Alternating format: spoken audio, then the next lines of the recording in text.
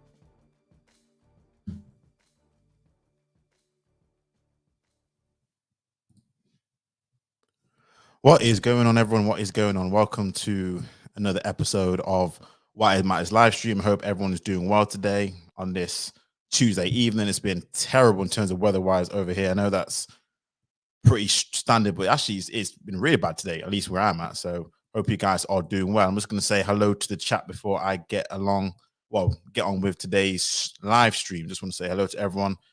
Eunice Osman. Obviously, I know you in the back chat. I will add you shortly, so I've not forgotten you at all, my friend. I'm just gonna go through a little bit of a little intro, nothing long. That's why I've actually pinned the link today to the chat because I thought it ain't gonna be nothing crazy. I want to get your opinion more importantly because I have my viewpoints on this issue, but I didn't want to, bore you with an hour long sermon where really I'm like, let me get everyone's input as much as I can do. And if you want to come up, links pinned, so you should be able to see it. I hope you can see it. If not, cool. I can chop it up. I'll give my viewpoints and I'll listen to what you guys saying in the chat if that's what you prefer. Official Jesy McCulkin, how's it going? Yeah, man. Hopefully it's gonna be a good show. So I appreciate everyone for coming here. Aaron B or Aaron B, I don't know how you pronounce it, which one it is, but welcome.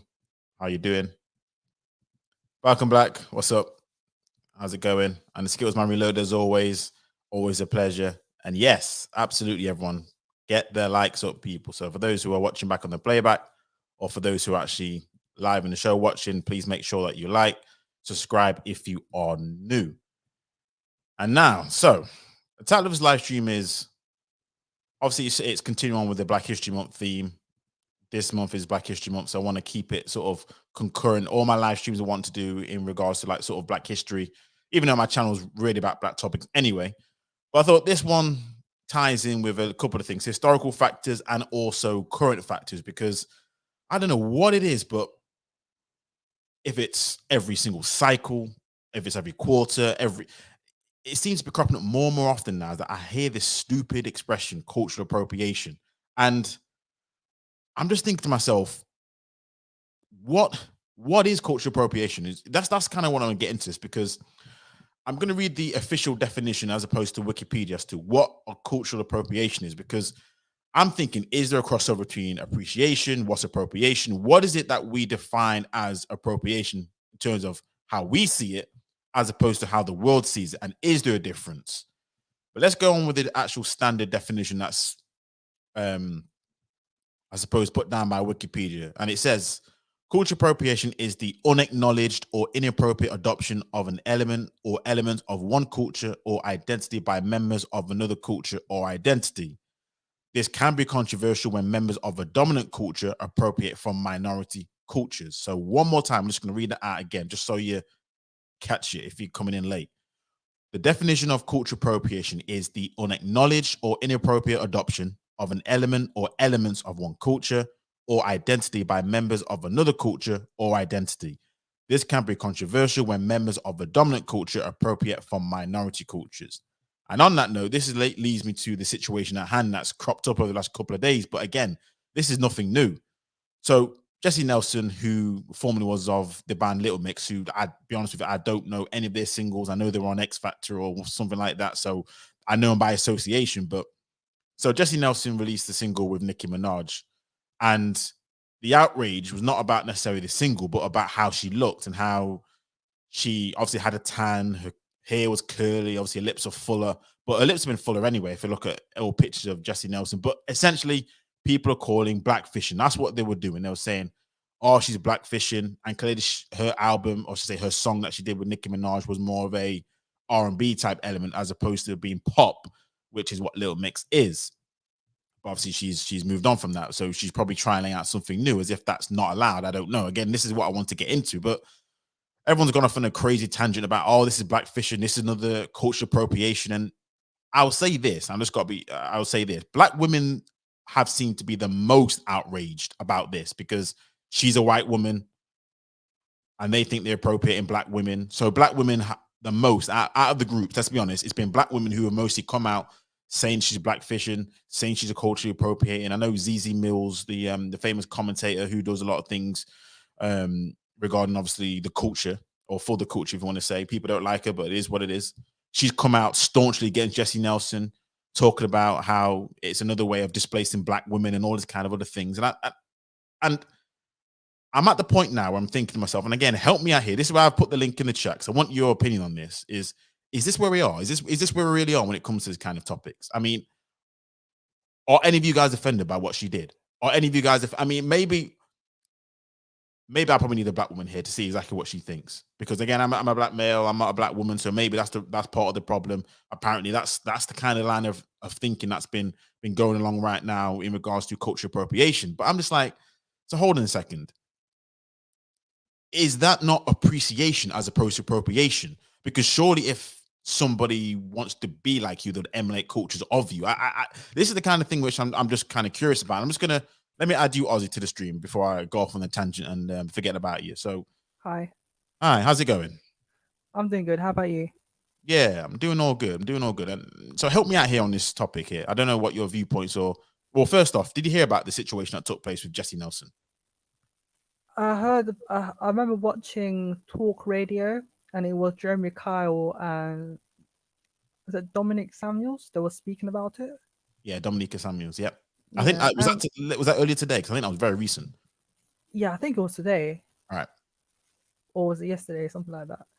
And you know, they were speaking about like what is cultural appropriation and all that, and where they were talking about in depth and all that. And from my position is, I remember seeing it. Cultural appropriation first came up around 2014, 2015 era, and in which you have young people who are senior high school people or in universities, in which you would have a black person that would go to a white guy and all that, who has cornrows and stuff like that, and they will say to them, that's cultural appropriation. You can't be using that when black bodies are dying in the streets and all that, and you're wearing cornrows and stuff like that. They'll make those types of statements and all that. They would say, well, black and brown bodies who have cornrows, they get shot by the police and stuff like that, and you wearing it means that such and such and all that. They'll make some quite extreme exaggeration statements and all that. It's quite offensive. When I look back at it, I'm thinking to myself, all those incidences where you have people accusing other people of cultural appropriation, I find it to be quite disgusting. Because if you, so one sec, just to clarify, so you have no problem with any of those people, I suppose him wearing braids, cornrows, him cornrows here, you have no problem with that at all? I don't have any problem whatsoever, because I have, for instance, I've borrowed stuff from certain cultures and all that, because I admire it. Okay, and a lot of people, human beings actually do that. There's a reason why hummus is in Tesco's. A lot of people love hummus. Exactly. I hate hummus, but yes, I see what you're saying. And it's not just people exclusively who live in the Mediterranean, right? Yeah. So in a way, as human beings, we got to know each other, various other means, and we swapped recipes. We adopted stuff, from other cultures, and incorporated it, and all cultures done it. And I think that for me, cultural appropriation thing, for me, from my view is that it's one of those politically correct nonsense. Okay. That has been spewed by by people, particularly in the universities, particularly in people in the high prestige establishments, who are usually left-leaning people. And I think, as a black, I'm a guy, okay, but as a black guy, okay. Well, in regards to if I was a black woman, for instance, I would feel flattered at the fact that Jesy would dress up, as a black woman. I would feel flattered.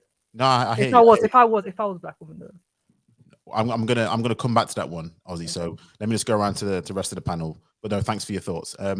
Jesy, welcome. How's it going? Hello, I meet again. Hello, Ozzy. Hello, KB Chats. My platform's coming soon, so watch out. I'll be talking about similar topics like this. But what I just think the outrage is getting kind of ridiculous now. Um, you know, I may have a counter argument to it that it could be a form of blackface, but it's, to be honest, like the black community has more important issues to basically deal with. Like this is just a minor. But let me ask you that though, because I hate it when I mean I never understood. I wanted to research really the history of blackface because I hate it. I hate blackface, and I never understood why white people do it though. So my question to you then is: do you not see it in the same light then, or can you understand why other black people see it in that same type of light? I could completely understand why people who black like me are upset about it.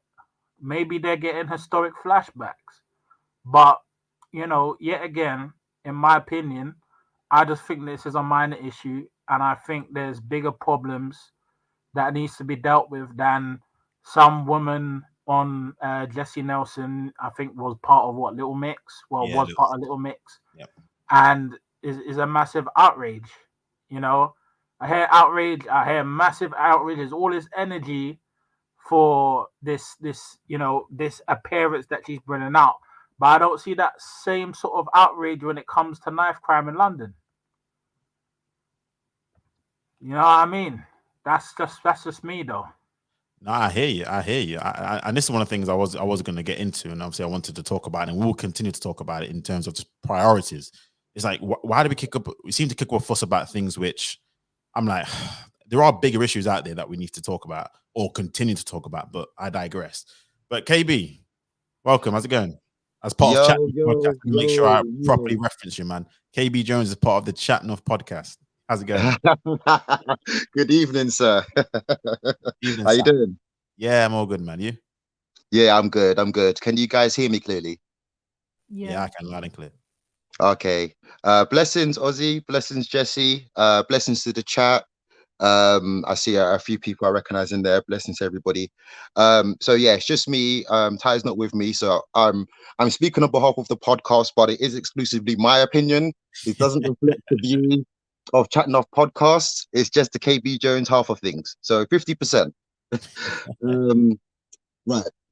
So first of all, it's a very I'm glad you're bringing this up, bro. And obviously the month being the month it is, and it's very coincidental, but very timely. So good topics. I hope you do more parts of this because I've been enjoying them. Now with this particular issue with what's the name from Little Mix? Jesy, what's her name? Jesy Nelson, what her name is? Yeah. Now, okay, let me say several things.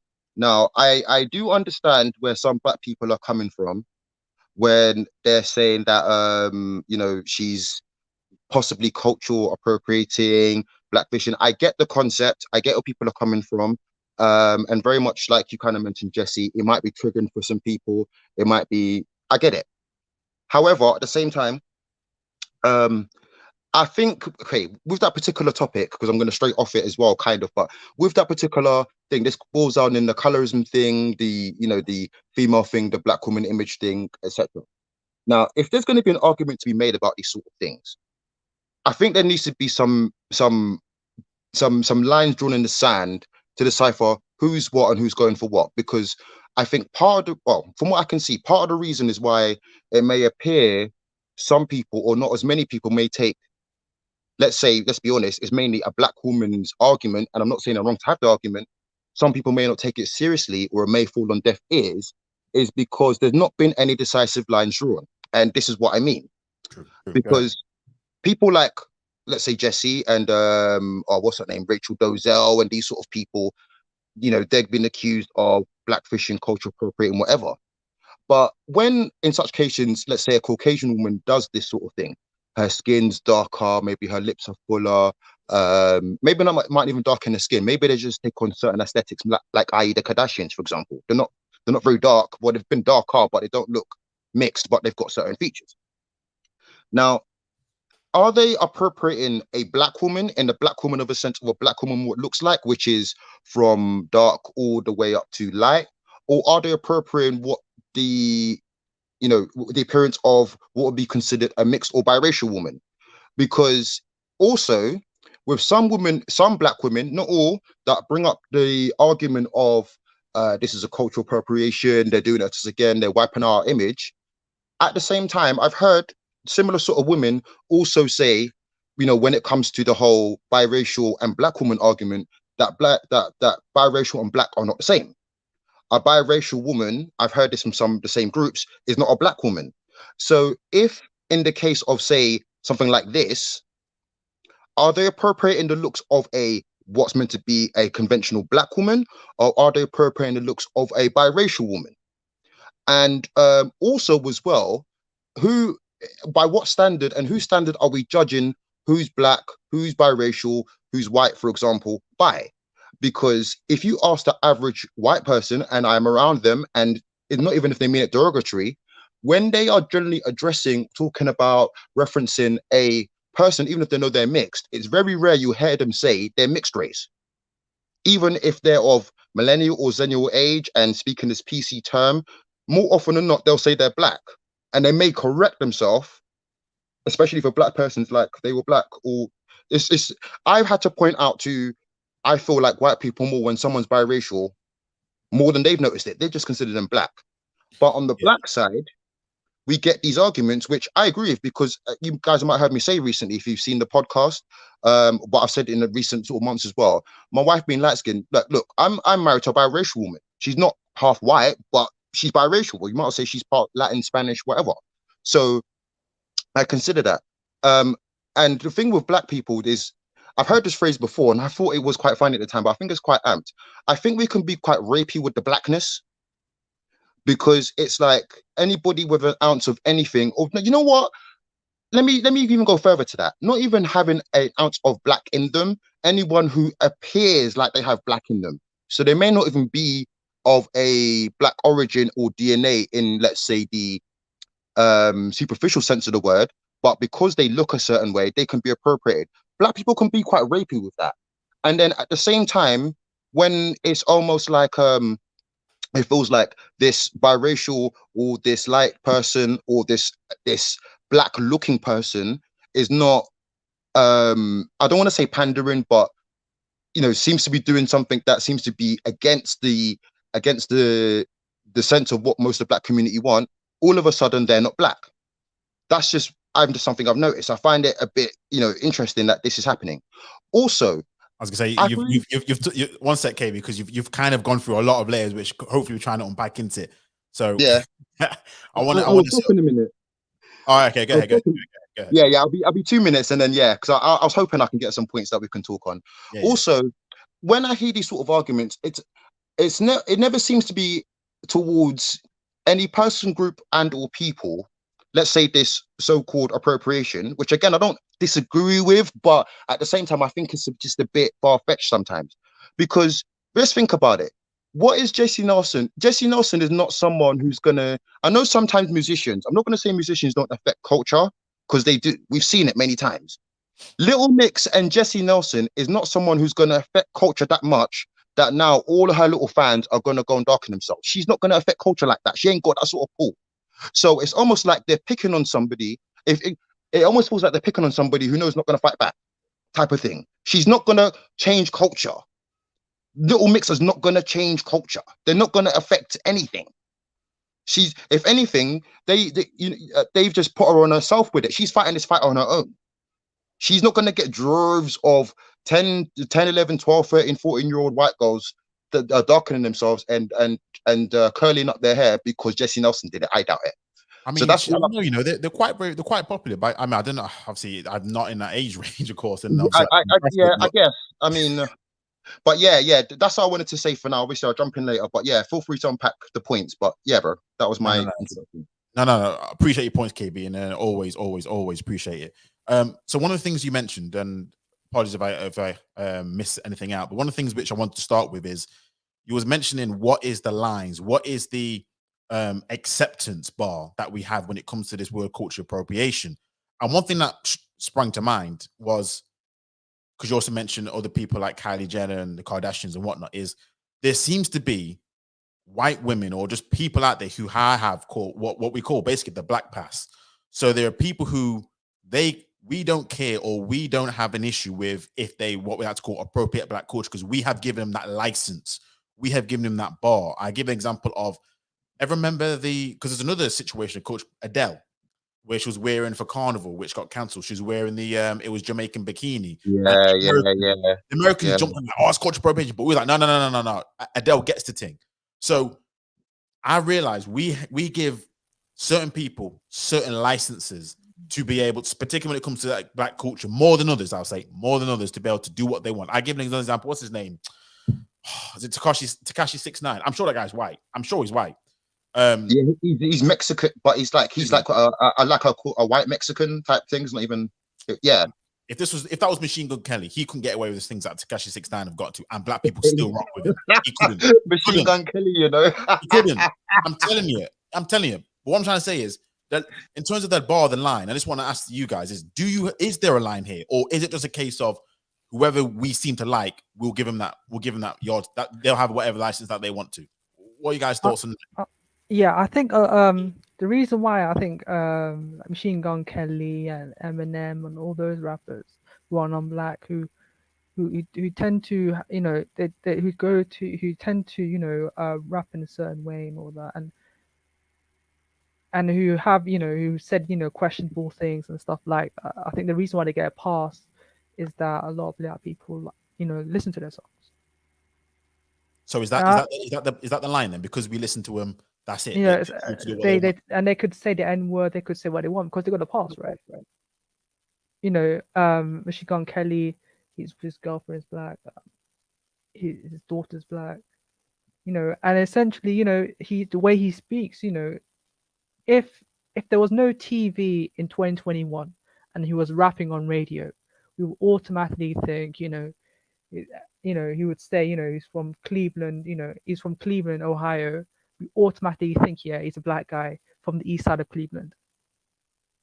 We won't be thinking. But the thing is, we'll know that he's white, isn't it? Yeah, I understand that, but I think that I don't. To be fair, I don't know yet, but like it sounds to me that they would give a pass if he speaks on certain social issues or certain topics that are dear to his fans and all that, and then he'll get that acceptance. As long as he, let's just say he goes on to one of those like DNC conventions and those kind of stuff, then he'll probably get one of those passes. No, I hear you. Jesy, did you want to say anything about what your I've thoughts are? got a few things to say. I just feel like the black culture in a whole, in certain cases, is just too tolerant and too accepting, right? Because if you look on the flip side, who's culturally appropriating or basically trying to act Chinese?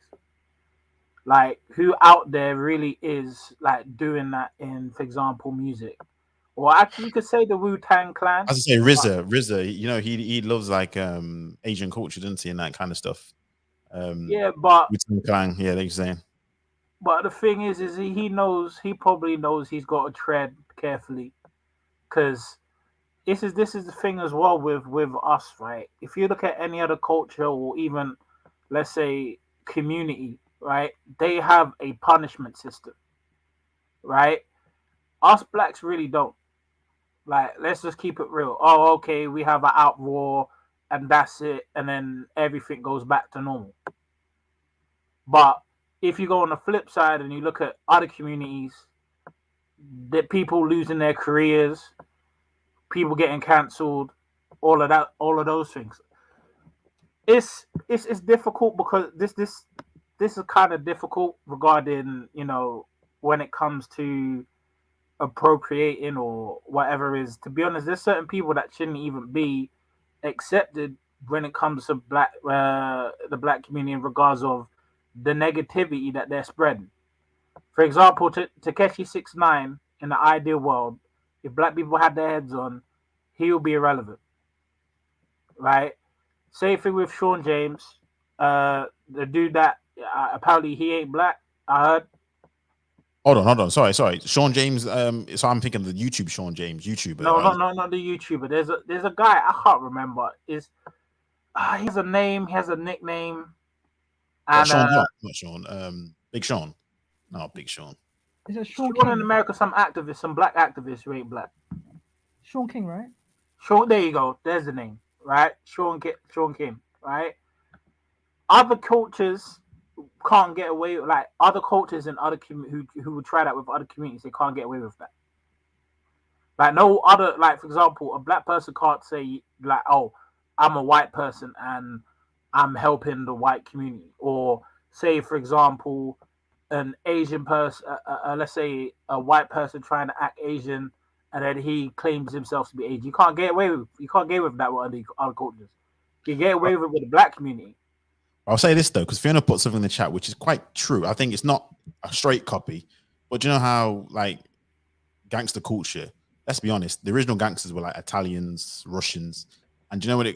I say it's not straight copy, but we do sort of, yeah, you could say that we take a lot of it, because a lot of rappers they're famous, not famous, but their favorite films are The Godfather, Scarface. So couldn't you also say, I suppose black folk do copy, and clearly Italians haven't said, "Give me back my gangster culture back," or is it because, and this is what I'm going to say here, which is what we should be worried about? We seem to focus on do you know it's a negative depiction of us? We seem to have a lot more. That's our culture. Yeah. But, you know what I mean? It's like, who care? I mean, these things like why do we care about these negative depictions of ourselves? But we're like, oh, well, we want to keep our rap music, we want to keep our drill music. We can't have no one do this. I'm like, really?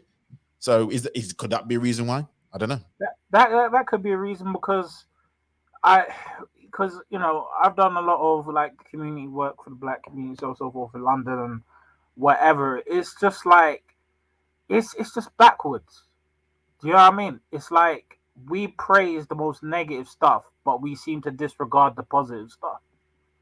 Well, that becomes white at that point. When it's positive, it depending on what segments you go to, that almost becomes the problem. Black. There's no race, or you know, there's no race on positivity. It's just positivity, and that's the problem. You know, even I experienced it in school, right? Where because I had good English in school, and I wasn't using slang words at the time, people call me a coconut.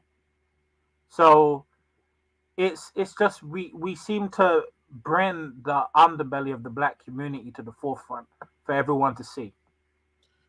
No, fair enough. And do you know what I think this is? I want to get all your opinions on this as to why this is so prevalent for us. Is it all comes down to one thing: we don't have the ownership and power in our sort of industries that we want to, which is why we complain them a lot more than I hear other cultures complain. So I think, because for example, most of us appropriate white culture in everything that we do. From, you could say, let's be cars that we drive, the clothes that we wear, how we want to recreate governments, but yet white people don't seem to have as much complaints about ripping off their ideologies of culture. And I think a lot of it's down to because white people own a lot of shit, and black people, when it comes to when it really matters, we don't have the dominance factor when it comes to it. We're more precious about it. What are your thoughts on that? I could elaborate, or you know, add some context to that. Is really it's almost as if, because we're at the bottom of the social economic ladder, it's like we got to hold on to everything, you know. Like, you know, the white community, or whatever you want to call it, they ain't got to worry about that problem, because they know they're well, subconsciously or consciously, they know they're at the top, and they're gonna keep innovating new things. You know, all you gotta do is look at Elon Musk and what he's doing for SpaceX, and you know, Tesla and various new things. So they'll just create something new. You know, us, we kind of fit in a box.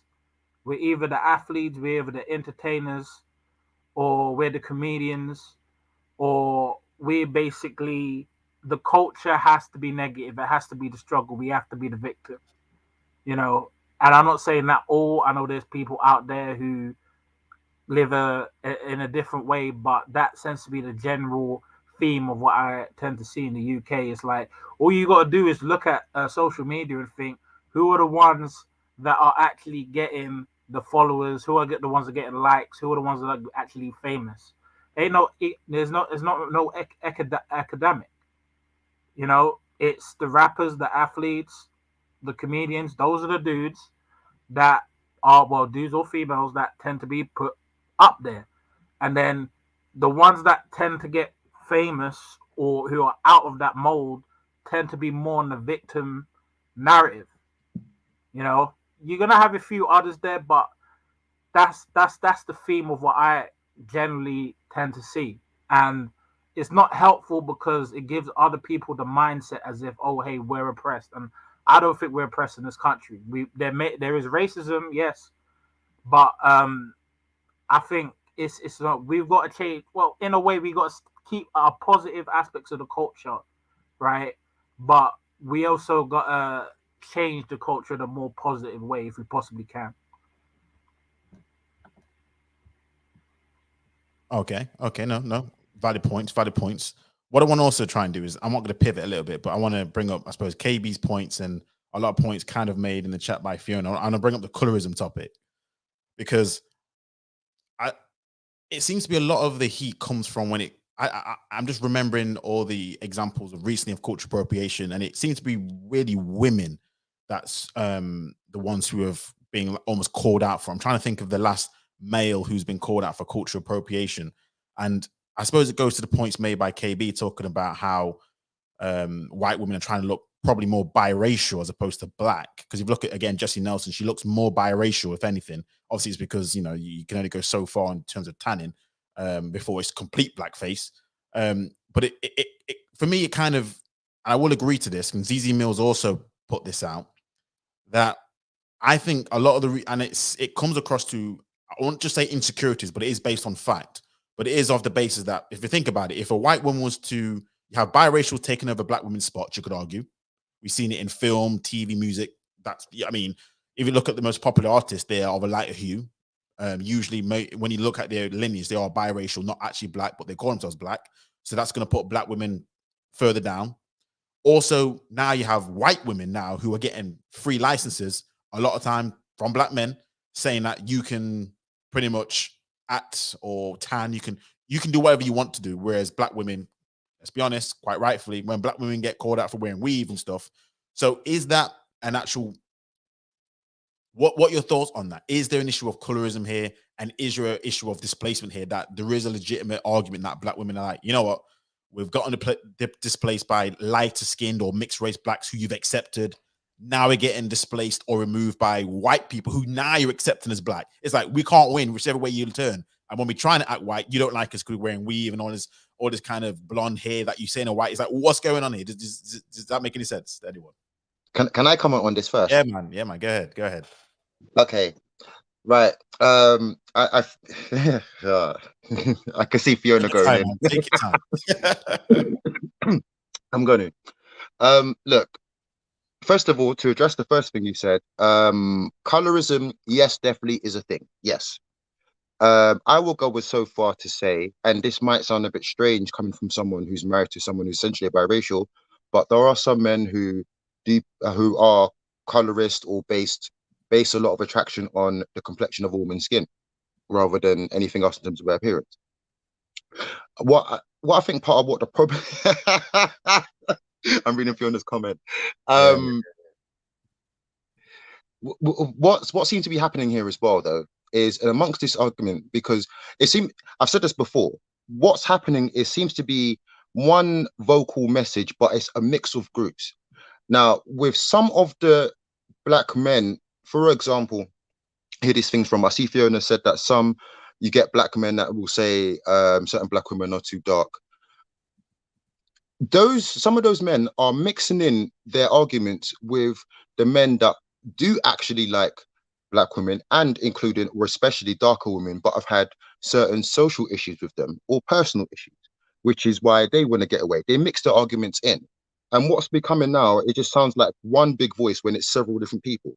There are certain black men that actually just prefer white women. And in that very sort of prejudicial, stereotypical way, they are not necessarily to be confused with certain black men that have, for example, this country is a good example. there's pockets of black people that live in towns, cities that are quite obscure and not very multiracial. And I've known one or two black men where, you know, for example, when they've come to somewhere like London and they've seen a big number of black people, they've kind of been like, oh my days, I didn't know there was so many, you know, he didn't mean it in a negative way, but so many beautiful black women, because where he grew up, all he had around him were white girls, literally. So it's not even the case of with some men. I'm just saying this is a mix. This is in amongst the men that may appear to you know, be colorist. Not all of them are. Some of them is by circumstance. Another one is, and I know people don't like hearing it, especially women, because women are the more emotional ones, and men are meant to be more stern. But some men have been scarred by a black woman in or black girl or whatever, maybe even once. And yeah, it may be a fair enough point to be like, okay, everyone's been hurt, you know, pick yourself up, whatever. But we can't speak for everybody. What that one person might have done to them, what they might have gone through. Sometimes people's coping mechanisms in terms of relationships is to go for someone else who's a complete opposite of that person. It may come out in the case of in terms of color. Also, as well, another thing is because, and especially, for example, where I've worked, where I've studied, more and more black men are in and around white women and there's other races of women, right? So what's slowly happening, and I don't know about the US, but in this country, what I've noticed is that slowly, actually, believe it or not, in my opinion anyway, I think our image is changing very, very, very slowly, because it's even the whole fact of black men being in work, period, which sounds really stupid, was a concept to them.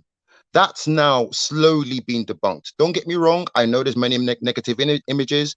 I know, you know, there's a whole, you know, gangster culture, a whole road culture. I know, I get it. The music, I get all that stuff. But being amongst the people, they're getting used to it. And also, there's more and more black faces going to places like university and stuff. So I think our image is changing slowly. Now, in terms of some of the men, what, and even with you know, I'm finding even when I observe the people I'm around, a lot of the time they're working with, I don't know why, but for some reason, even though there's more and more black people in general, black males and females doing better in the workplaces, doing better, having better roles, getting better degrees, getting more degrees in general, earning more money, I still don't think there's a mass of the ones that of us that are doing better are working together. What I've noticed, I tend to notice if a black woman is doing quite well, or whatever type of role, she's probably around. She is very rare to be around a black male. I haven't seen that much, but a lot of in some cases, these black males that are doing these sort of things. And bear in mind, just like Jesy was talking about, he was being referred to a certain way because he spoke a certain way and his cadence was a certain way. When, and I've seen it, when sometimes some of these black men are around these other races of women, when it may be the case of they feel accepted more. Now, I'm not saying it's I'm not saying they're not faking it. I've said before, white women, I've said this openly, white women are very good. They're the best fronters. They lead with smiles. Do you know what I mean? They put off this very defenseless type of vibe. They're very good at it, right? So they can make, with some of these men, maybe they're getting their guard down, and in some cases they're getting them into relationships. Because bear in mind, with some of these people, even if they're millennials, a lot of them, even in this country, have been told black people are lazy, black people don't do it. Especially, and when people say black people, yeah, they're thinking of black and male and female, but it attributes to the men. The first thing when black people think something negative of black people, and it's going to be the men first, you know, closely followed by the women, but it's going to be the men front and center. So in some of these cases as well, these other women are starting to work with these people, spend time around these men, etc. And it's like, and I've heard people say this to me in the roundabout way. Oh, you guys aren't like we thought you were. Do you know what I mean? And then on the flip side, with some of these men, again, if they're referred to as being nerdy or speaking too white or not being, you know, what we would call black enough, in some of these cases with some of these men, these are one of the first one or two women in their life. These are what I observed and what people's told me. This isn't my experience, but that's paid them, this is one of the first times a woman's paid them attention, which is where sometimes with the cases you might see where, let's say a black guy and a white woman, and she maybe not all that physically, but she might be the first woman in his life that has made him feel handsome, has made him feel smart, has made him feel like, okay, I'm worth it, that, which is unfortunate. And it may not be something he aspired to, but they get support to a point. Do you know what I mean? I just wanted to say that in amongst all of that as well. So yeah, first of all, what do you think about all of that, white man? First of all. No, I definitely hear what you're saying, and this is sometimes where I say sometimes we are our own worst enemies when it comes to these sort of things, because I suppose to your last point where you said you get better treatment, it seems, from people who are like, oh, Raw, I didn't think you would speak like this. I didn't think you would be like this. And that's, again, also when it comes to your own people, oh, you want to be kind of a stereotype. We sort of stereotype ourselves. But then when it comes to other, this is why I do think one of the main reasons why I've heard in the past and spoken to people myself who's friends and whatnot who date like white women, if they're black, they will tell me, well, they're the ones who give me the time all day. They're the ones who didn't actually look down on me because I spoke like this or because I wasn't into that. So yes, I do get that. Whereas we seem to stereotype ourselves, and even with the black, even with women, even with guys, and I've said, and I've always thought this: we always seem to stereotype ourselves, and then we give again other races more of a leeway. I don't know what it is. We seem to have this inbuilt. I don't know what it is, but we treat each other a bit differently sometimes. So, but yeah, I fully get where you're coming from, KB. I fully do. I got something to say, but when you're finished, though.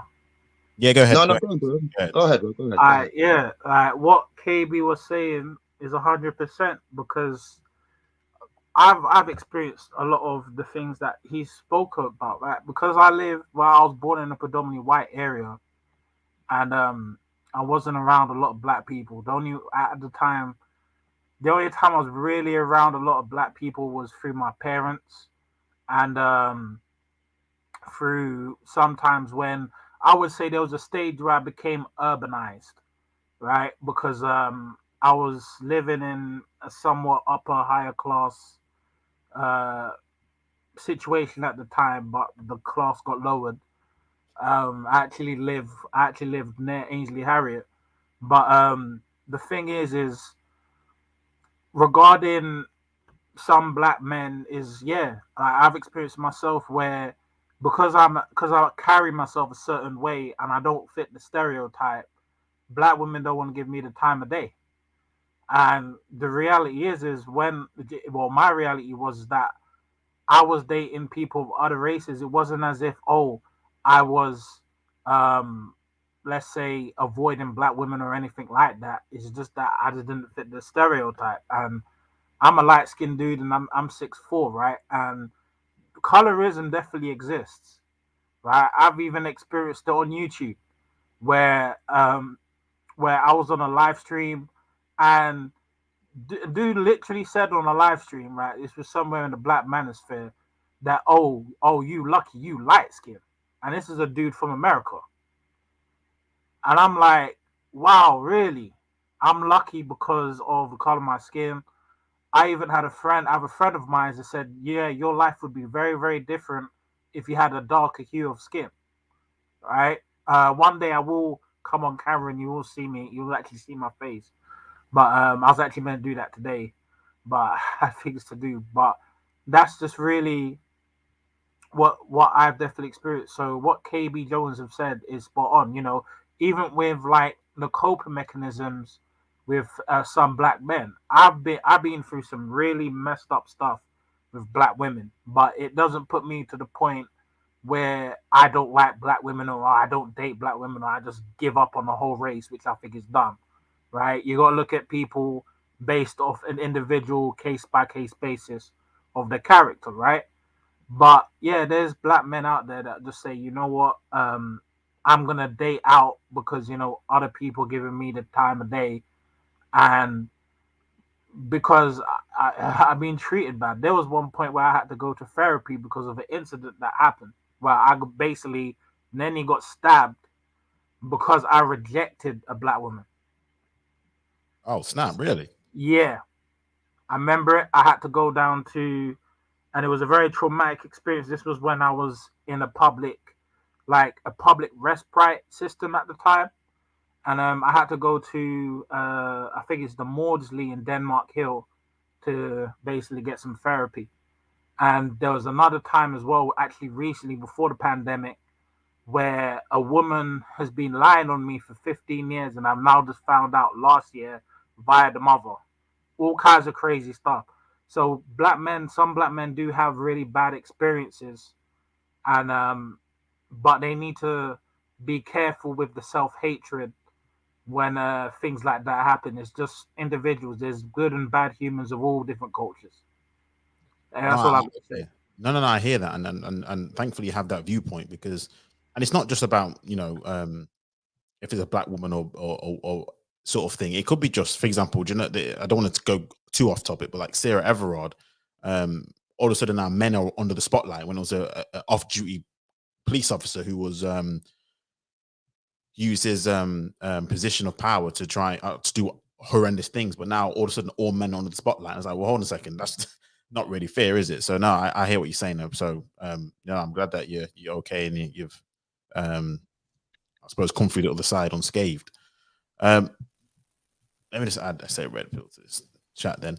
Anyone else want to add anything to that point, Ozzy, or anything? I'm I was conscious of going that. to say in regards to the Sarah Everard situation, I've checked the London news, and it was like I think there was like couple of murders involving women and all that, and they were like men who were the perpetrators and all that, and they were making it sound like as if men were there's something wrong with men, and men are scum of the earth and stuff like that.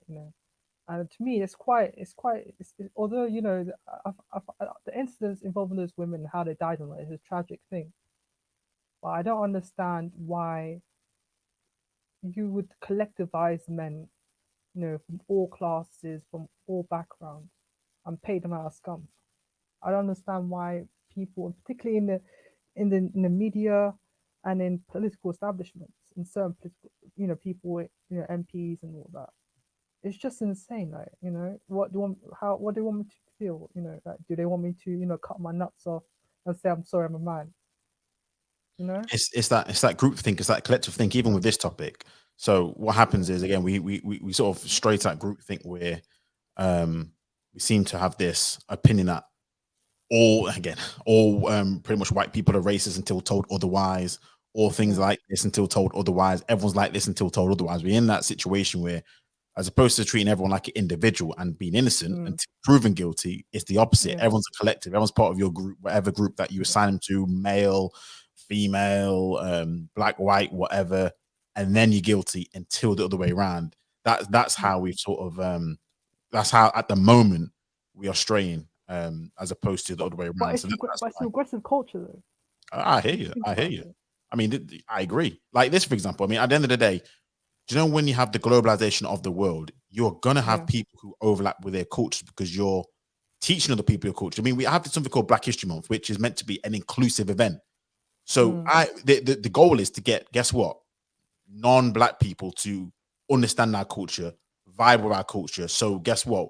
We can be seen as, and this is what I believe is less of a threat. So we can be included into their surroundings, their curriculum. But yet and still, it's like, well, hold on a second. So if that's the case, they're going to have people who, once they accept your culture, once they live and breathe it, because we're telling them every single 5 seconds about it, it's going to rub off on them in some shape or form, whether in pop culture, history, whatever it may be. That's what's going to happen. It's like, when it comes to worse, we want to be, we need to have a black bond. We need to have a black this. We need to have a black that. I'm like, well, is that not cultural appropriation? But that's fine for us, isn't it? So it's always a bit of a double standards here, and there's always a bit of a tread lightly. But again, it comes down to, we just don't have the ownership of things that we think is ours, as opposed to white people. They control a lot of their more media.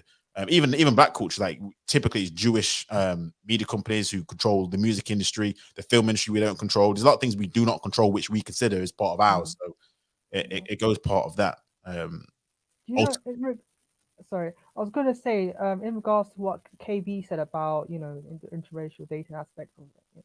I was going to come to that, but go ahead. Okay, I was going to say, whilst I was speaking to women and all that, it was quite interesting for me because there was apparently a friend of mine was saying, for instance, I'll use my friend's example.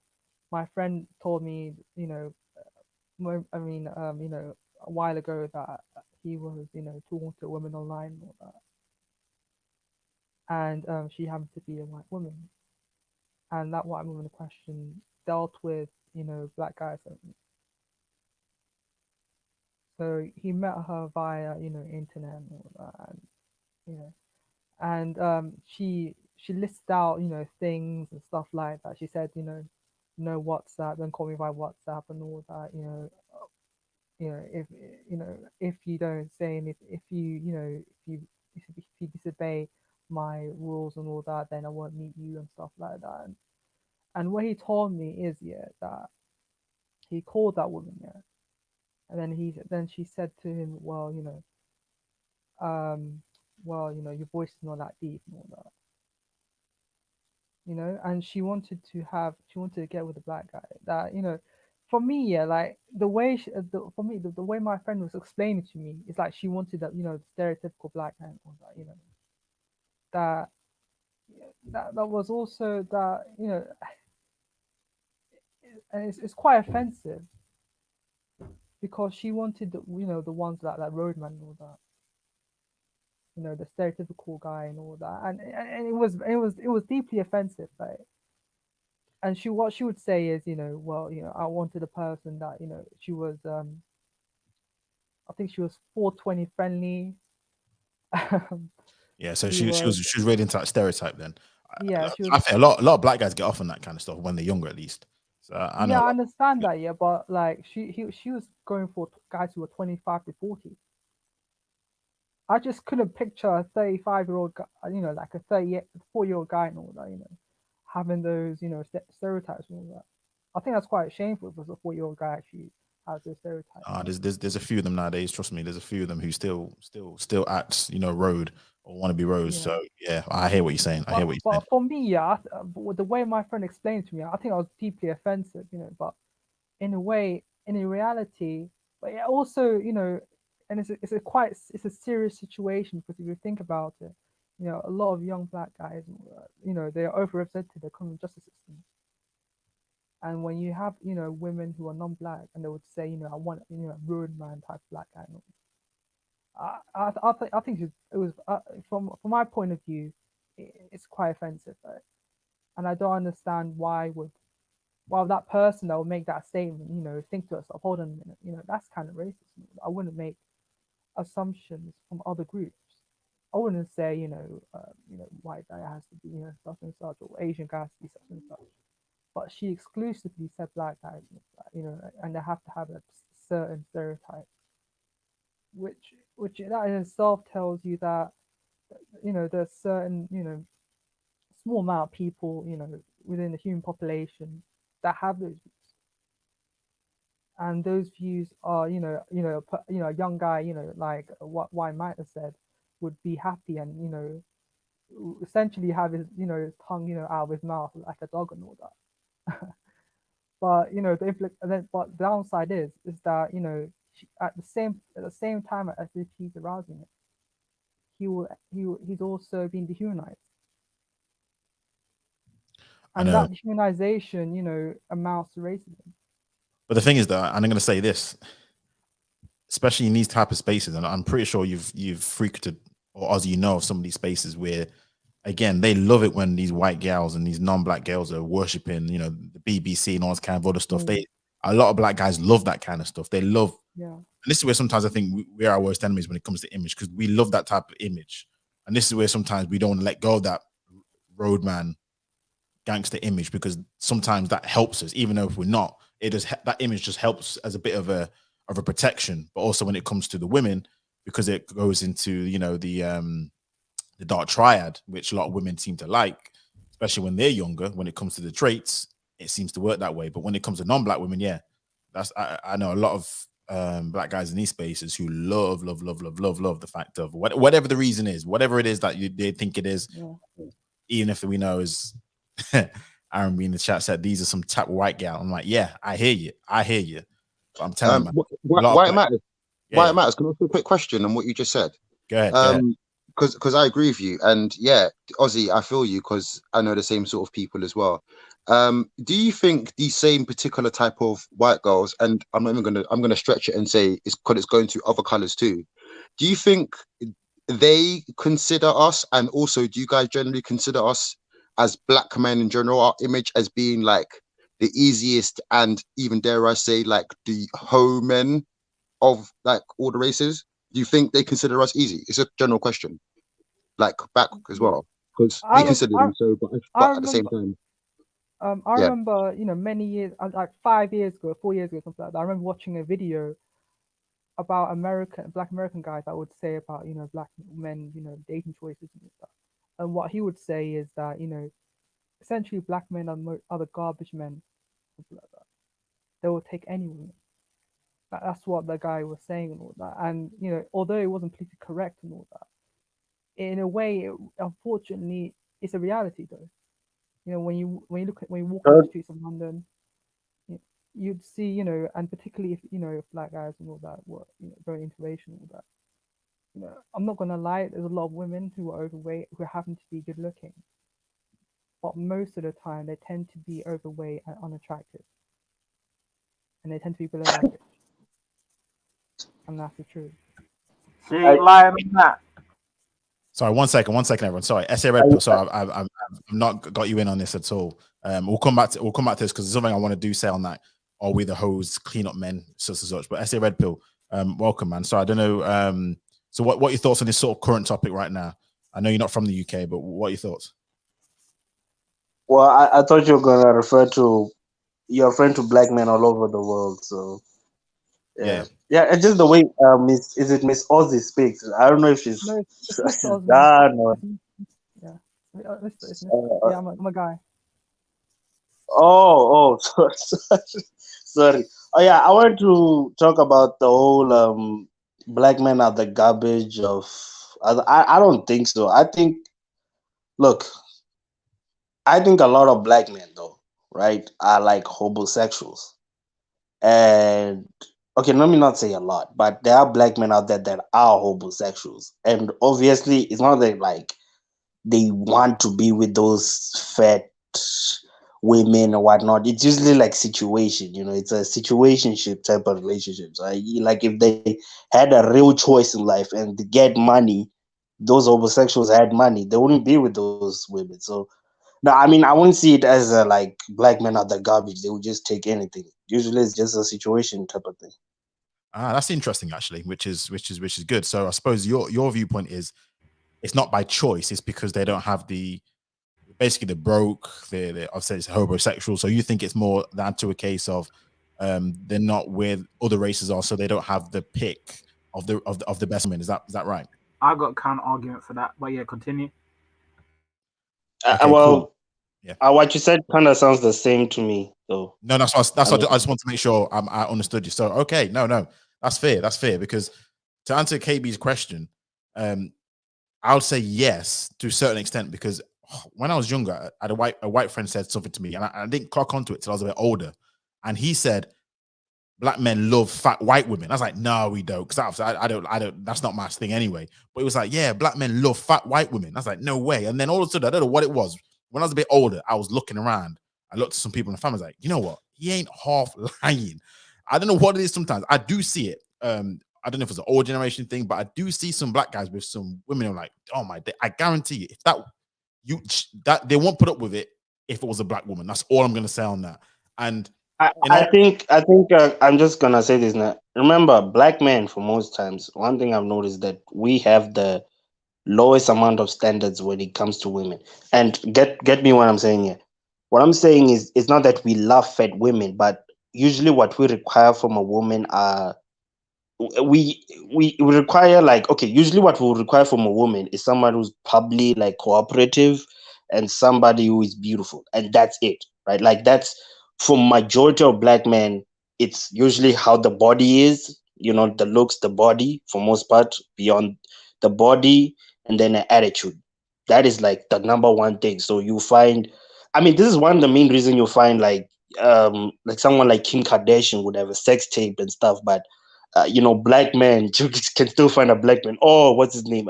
Robert F. Smith, his wife was a Playgirl model. Like, there's a reason for that. Like, we don't require much from women, but to just be like a regular woman. Whereas you probably find that with like white men and stuff. I guess what I'm leading to is the fact that when you have like minimalistic requirements, just taking it a step lower isn't like that much. You know what I mean? Like, those women may be fat, but as long as they're cooperative, they're good enough, right? Like, I don't know if you guys understand what I'm saying. Like, it's the thing is, we don't have that unless you have money. Obviously, if you have money, you wouldn't go for a fat girl. But for most times, we don't have that high standards. One thing I'll say, it all depends. I hear a lot of rhetoric when it comes to standards for black men. So this is what I'll say for black men. A lot of black men will say, I want a woman like this. I want a woman like that. She has to be like this, just like that. And then when you realize she ain't any of that who they're with, I'm like, oh, okay. So I hear a lot of black men talk a lot of standards, but sometimes when I see who they're with, and again, I'm going to have to say this, when it's a non-black woman, a lot of those standards go out the window. And then when you ask them why is that the case, they'll say, oh, well, she's like this. She's like, she cooks. She does this for me. I'm like, oh, okay. Even though she doesn't cook. But anyway, that's another. But I do think when it comes to the whole garbage cleanup, I think we do seem to allow a lot more leeway than other races, mostly on weight. That's the way it mostly starts at. Black guys like women who are more or are thicker as a rule of thumb. So I see a lot of black guys who will be with women who other races, they just, no, they wouldn't. I know it's sort of changing now with the popularization of Kim Kardashian and curvier women, but even still, a lot of black guys will put up with a lot more heavier women just because we like thicker women. That's what I think. I could drop something on. Yeah, go ahead.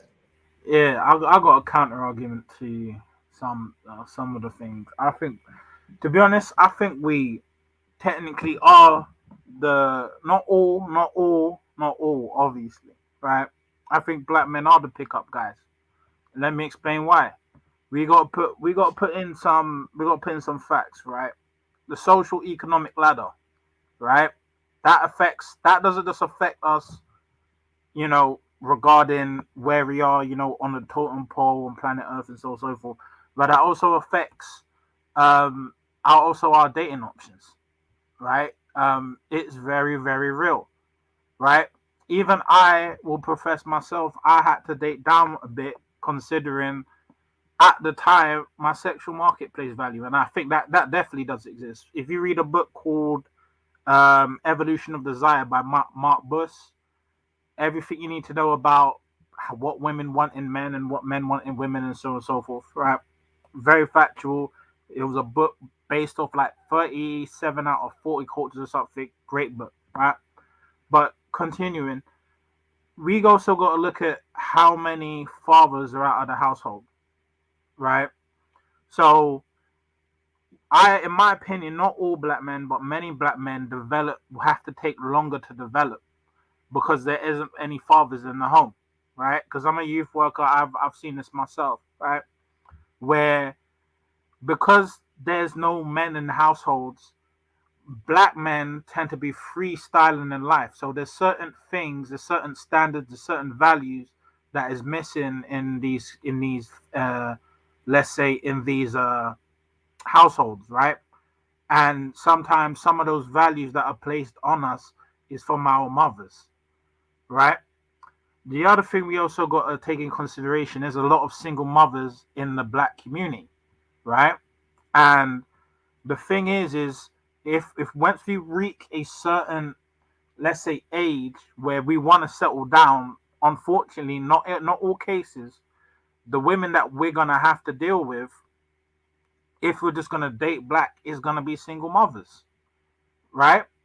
So in a way, we are kind of forced to be that pickup guy. And then if that's not the case, and relationships in the black community as a whole, in most cases, ain't the best. The statistics shows that, right? And then when we're dating out, because we're lower and on the social economic ladder, maybe it's in our subconscious or our self-esteem, we think that, hey, maybe if we date out, we're gonna have to lower our standards anyway because of this social economic ladder or how we basically perceives ourselves as black men, right? because there's a lot of black men who dealing with mental issues and mental health and so forth. That's a big problem as well that doesn't seem to be addressed in the community, right? But we really gotta peep that. And let's be real, do you really see black guys, like middle class black guys, got on a 9 to 5, earning a decent salary? Do we really see black guys dating really hot women outside of their race like that? Not really. I was, you know, I was, you know what I was doing. I was trying to Google, and I was going to ask this question Go because on. one of the things which I've always realized, and this happens anyway, is when you date outside your race, you usually don't. You have to date down. Yes. Especially if you're dating a group of people who are seen as above you. Because white people, let's be honest, regardless of what they say, they're seen as the elite group in society. So I was looking up. Sorry, go ahead. Can I comment? Yeah, go ahead. Yeah, go on. But what is down though? Like, I mean, most other races don't really consider thick women like the top tier women, right? And yeah, so what do you mean by down? Do you mean like fat, or do you mean No, thick? Like, I don't because mean remember, fat. So I mean, for me, I mean this. Right. And I'm going from UK perspective, or even maybe worldwide. I've not seen, or I've very rarely seen a black guy take a white woman who white guys are like, that's the girl who I want. So do you know, you always have like pinup girls who like white guys like, or who's the it girl, like a Megan Fox back in back in the day. I'm trying to think of who else, who's like very popular, who all white boys seem to fawn after. I'm talking about that type. Cheryl Cole. I mean, I think the darkest she got to was Ashley Cole, and he was obviously mixed race. But very rarely do I see black guys with white women who white men are like, yes, I'm jealous. That's what I mean in the case. Middle class or even famous people. I'm trying to think. If anyone can help with examples to basically say I don't know what I'm talking about, by all means, bring them up. Dwight York and Jordan. Oh God, Jordan! yeah. You really So love Jordan? again, She's like, oh no, who hasn't had Jordan? You see what I'm saying? But I know what you're saying though. She was a pinup girl, but she was like, oh, as a wife me material. And I'm pretty sure. Does Jordan only have one kid with Dwight York as well? I think so, yeah. And that was Harvey. And then Dwight York left. Oh yeah. I definitely know that kind of stuff. But oh god, I don't know. Jordan was never the yeah. She was a hit it and quit it type, but she was never pump and dump type, but she was never the one to have as a wife, as how I saw it. Now you see my point. We are technically those type of guys. I don't like to admit, but that's the position we are basically played. You know? Okay. Yeah. Fiona put Seed and Heidi Klum. Okay, fair enough then. Okay. But I'm telling you, it's very rare that I see that. And I think Seal only really dates white women as well, to be fair. I don't know. You mentioned that black men rarely date women that other white guys will be like, wow, right? On their same level, at least. On their same level. So a very famous black guy and a very famous white guy. Like Brad Pitt. Yeah, but how many? Okay, so you live in the Also, I kind of live with white people also. So in the UK, do you see white guys fascinated with white women with fat asses, or like the Kardashian type of women? Do you see white guys fascinated by that? So a lot of white people, they don't like the fat asses stuff. There are a lot, again, a lot of the younger crowd, they are starting to warm up to it. But when I was younger, that kind of thickness, no, they didn't like it. So that was more of a black thing. But that's because that's what I'm saying. Like, you make it seem like chances are, right, there are skinny white girls that do like black guys, but black guys don't like them because they're skinny. Like, and I feel like you guys are taking a lot of this. Like, body really matters to us black men. I don't know. I think it's like genetic or something, but body matters. But what right? Like, we don't. Most black men. Okay, I'll say this and I'll shut up. Right, most black men, right, I don't think they really date or go for after a woman on the basis of I'm trying to impress other races. Like, and I think also we have, like, how they say black men or black people in general have higher level of testosterone than other races. This is why there's actually research on this. We have higher levels of testosterone. This is also why many of our women are more more masculine than, you know, the Asians. And I guess what I'm trying to say is because of our gene pool and how we are, right? We already, right, don't find skinny super, like we don't find skinny beautiful. Like the top tier white woman for white guys, we may maybe want to have sex with her, but we don't want to be with her forever. It would be probably the really thick girl. That is what it is.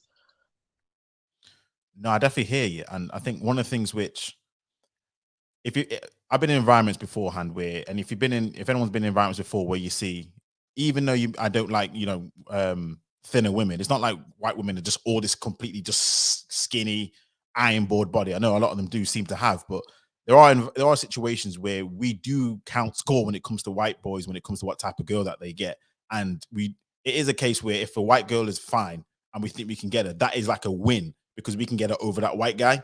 And I've seen situations where white boys will get jealous if you're able to pull that white girl who they like more than everything. But I suppose to your point, Red Pill, is we do, when it comes to the dating down piece, we do seem to like, I don't know what it is, because white guys don't like women. I suppose you are right. It does mean that it puts that white woman as opposed to the trash of the white race, which black guys pick up. So white guys will see us and say, okay, we have that thick woman, or they'll call her fat, even though she probably ain't. That fat woman, all right, all the black guys, there you go, you can take it. You see what I mean? It comes across as they're leftovers, or the women that they don't want, we'll take it. It's like, are we really? I get. Yeah, but it's almost like you're looking into. I don't know how you're gonna take about this, but it's, to me, right, when men think like this, it almost feels like it's a insecurity kind of thing, because most black men, we know these guys, we don't like skinny chicks. We don't like, fine, they're the treasure of the white community, they're beautiful to us. That is what it is, man. You know what I mean? And most black, like I said, most black guys don't. Sorry, KB, you were speaking, so Yeah. Sorry. So I just wanted to jump in here. I just want to say something though. What you're going to see what's interesting, and you're going to see more and more of, especially in the next. It's happening now, but especially in the next 10, 20 years. And I can't speak for I South Africa or the States or wherever, but in the UK, we see with this black man, white woman thing, you guys are gonna probably see a change, and you're seeing it a bit now, because some of these white women you're seeing with black guys aren't actually um like, for example, English. A lot of them are Eastern European from those countries.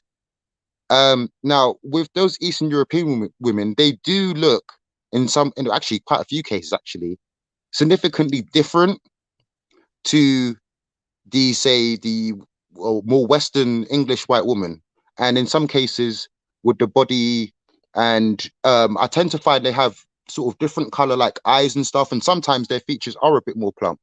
So in some of these cases, the white women that you're seeing actually might be Eastern European, and from what I've observed anyway, they certainly have come in more of a from the beginning type of thing. I know they're sort of populist and invasion of, I shouldn't say invasion, that's rude. But their entry into this country over like the last 20 years has been like mainly that. But they seem to would have been more open to liking black guys, straight away, rather than, the average English white woman, British white woman hasn't always, had this recent we like black guys thing. I think it's been progressive, and obviously with the sort of society push. But I'm just saying, in some of these cases, the white women you're seeing, and even the ones with interest, are actually of Eastern European origin: Polish, Ukrainian, Romanian, Lithuanian. There's more and more of them. So I'm just saying that. And sometimes you can't tell them apart. You can't tell that they're not British or English until you hear them speak, for example. So I'm just saying that there's more and more of that as well. So yeah, I don't know if you guys have noticed that, but whereabouts in London I'm from, and London generally, there's a lot more of them now, actually. That's true, yeah. Particularly like in the Ealing and the Harrow area as well. Yeah, bro, there's a lot around here, and you wouldn't, and like they're now having children here, so and they can speak the multiple languages, so they can speak their mother tongue, plus they can speak English, but also because they've been brought up here, or some of them have been here for like the last 10, 20 years, whatever, their accent, their lingo, their cadence sounds like they're British, and to look at them, they might look like, so if you start to see black guys with these different sort of white women, some of them are actually not British. So I don't know if that's going to be the sort of new wave in IR, because some of them do have more curvier bodies. I don't know why. I'm not sure of the reasoning. I don't really know too much of the history of Eastern Europe, but in terms of the people's aesthetics, but You know, they I think do look different. it's that whole Kim And Kardashian. guys, can I ask you guys something? Because you're from the UK. So I, I'm just gonna say, do you guys know this series called Foundation? Yes, I do. I actually watched it myself. Oh yeah. I actually watched it yesterday. I just realized that you guys are also from the UK. So I started note. There's even this other one I watched before called Krypton. So I was kind of like putting two and two together. I noticed how a lot of this like UK based series they will like usually have like a lead. I used to believe, to be honest, I used to believe it was a black woman, but now I started realizing that most of their leads are like mixed women, and it's almost like it's I don't know if like it's also you guys see it too, like it's almost like they're kind of promoting like mixed women with white men, or I don't know, man. What do you guys think about that? I just really thought maybe because you guys are from there, you give me a different perspective.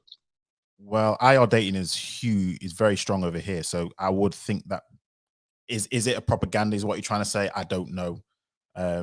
It's not like it doesn't happen over here when you see mixed women with white boys. So it's not something which I'm like, oh my god, I'm Oh, shocked like by. a lot of them.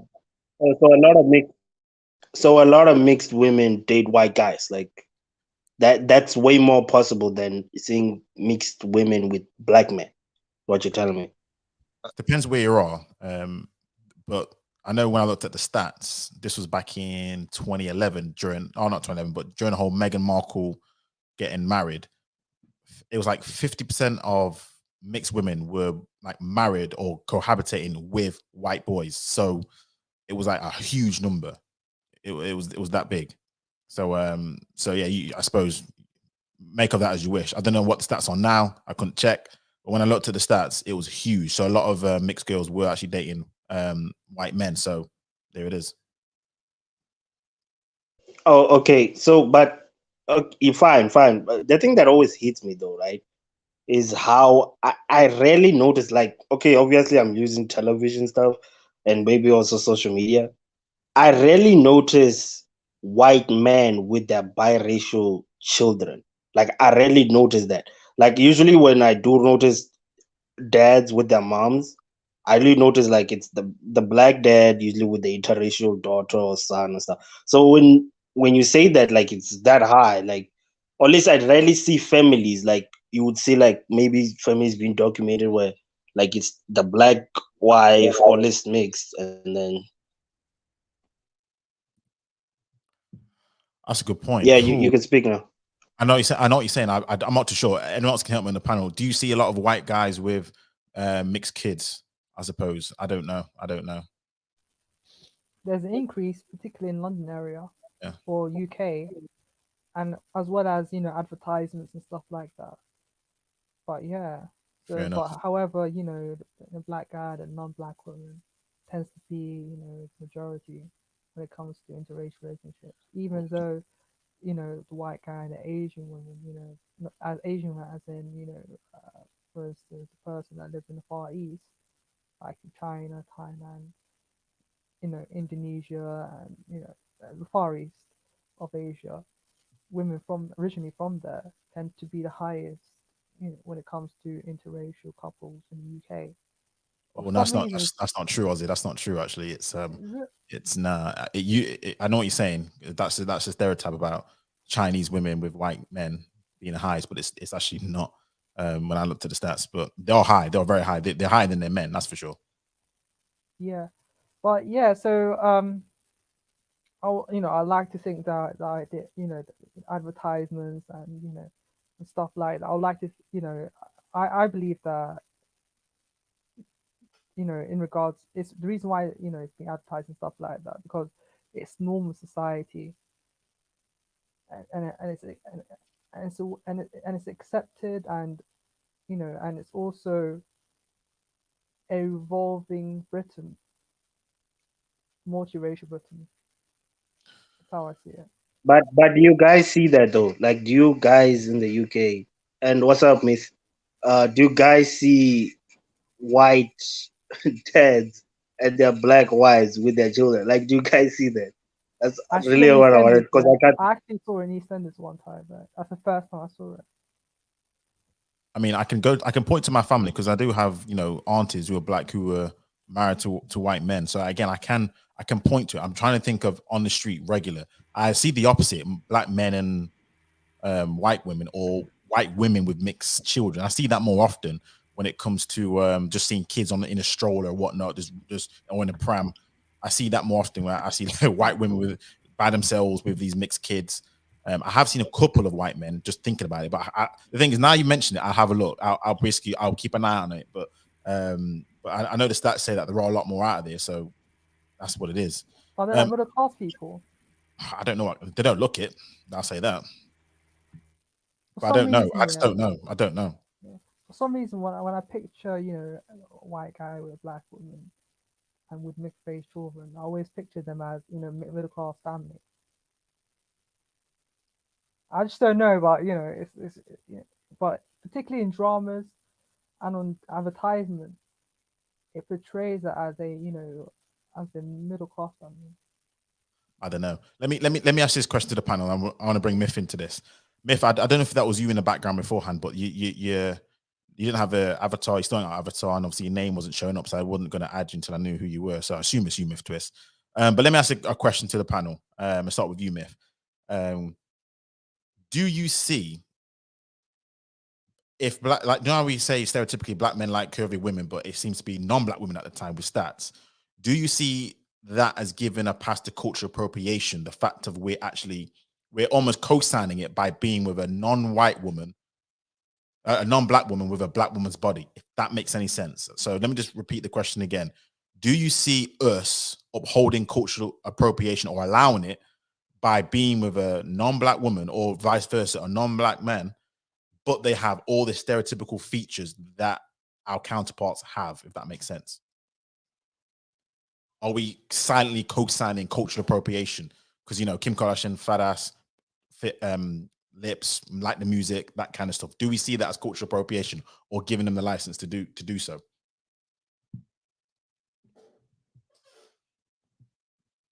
Okay, Amir, are you there? You here?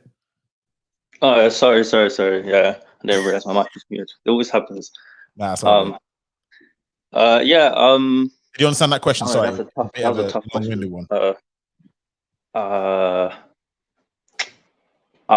No, I guess because I don't really see it as a culture. It's genetics. So I mean, unless the woman's gone and implanted and asked for it, but like BBL. I mean, it's not really a culture.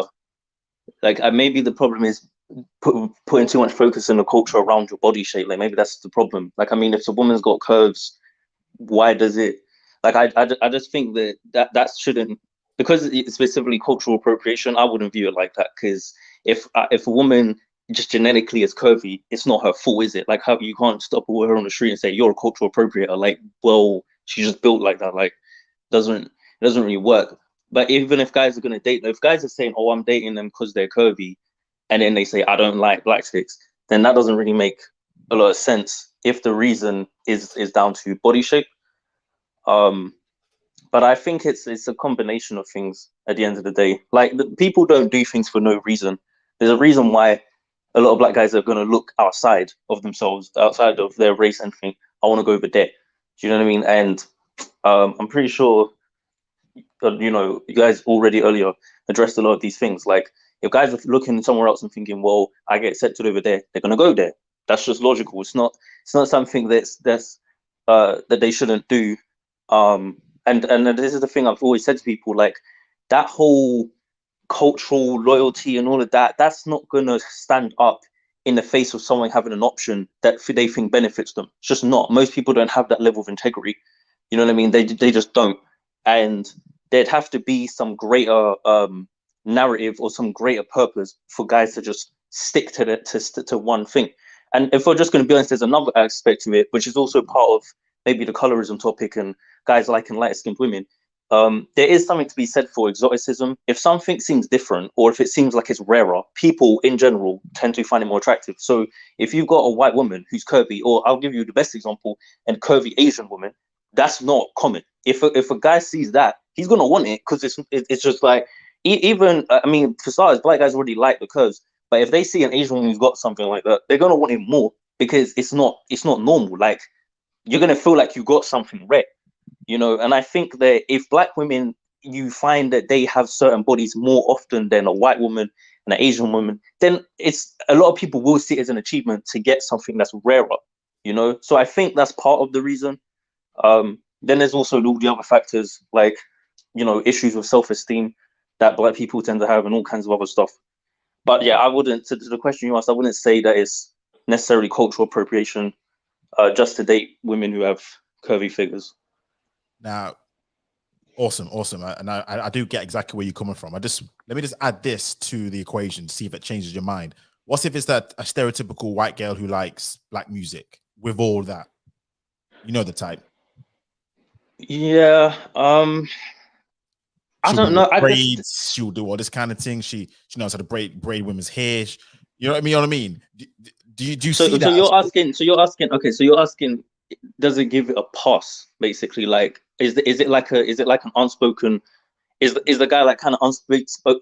Basically, let's say a black woman wants to say to a white girl, "You're cultural appropriating." If she has a black boyfriend, she can kind of use that as her get out of jail free card. You know how it is. Yeah. I'm on race to have black friends. Almost, we are co-signing it. That's what I'm trying to say. Yeah. Right. I get what you mean. I think it could be used that way. Okay. I think that it could definitely be used that way. Like, I could definitely see it being used that way. I don't know if that would. It's just I don't think that's like, you know, because like the whole appropriation thing, like it sounds intentful, like you've gone out of your way to do it because you specifically want to try and do that. But I mean, if the girl likes the culture and that's what she likes, and she's, I don't know, it's just hard for me to. The whole Kim Kardashian, because you know how the Kardashians, the Jenners, they're accepted as part of black culture now. They had a bit at the start, if anyone can remember that far back, it depends on how old you are, where black women were attacking Kim Kardashian because, oh, you have our hips, you have this, you have our lips. There was a bit of an attack, but now she seems to be part of the fabric. She pretty much only dates black guys. All of them pretty much only date black guys, I think, except for, what's her name? I forgot which one it is now. But you see what I mean? It's that's kind of where I was getting to it. So, but let me open it up to the rest of the panel. What are your guys' thoughts on that whole issue at all? I could say something. Yeah, go ahead. Well, you know, like Myth said, it's genetic, right? I don't think you could assign a big butt and curves to just it being black, right? But yes, there's many African or Caribbean women who do have those features, right? You could even look at Italian women; some of them have those type of features. But the thing is regarding, right. What's the answer again?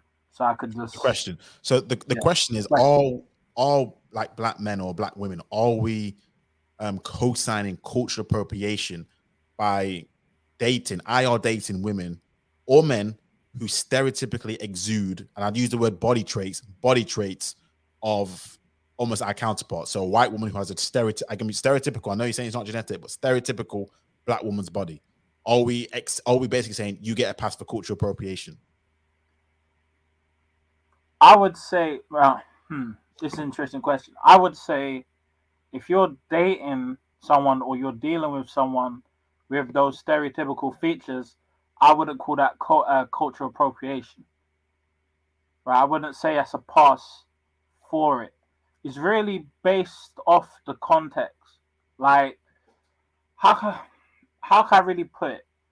If there's someone who is trying to act a certain way to, let's say, appear or let's say I won't say contribute, but yeah, appeal to a certain demographic, then yeah, I would say that is cultural appropriation, right?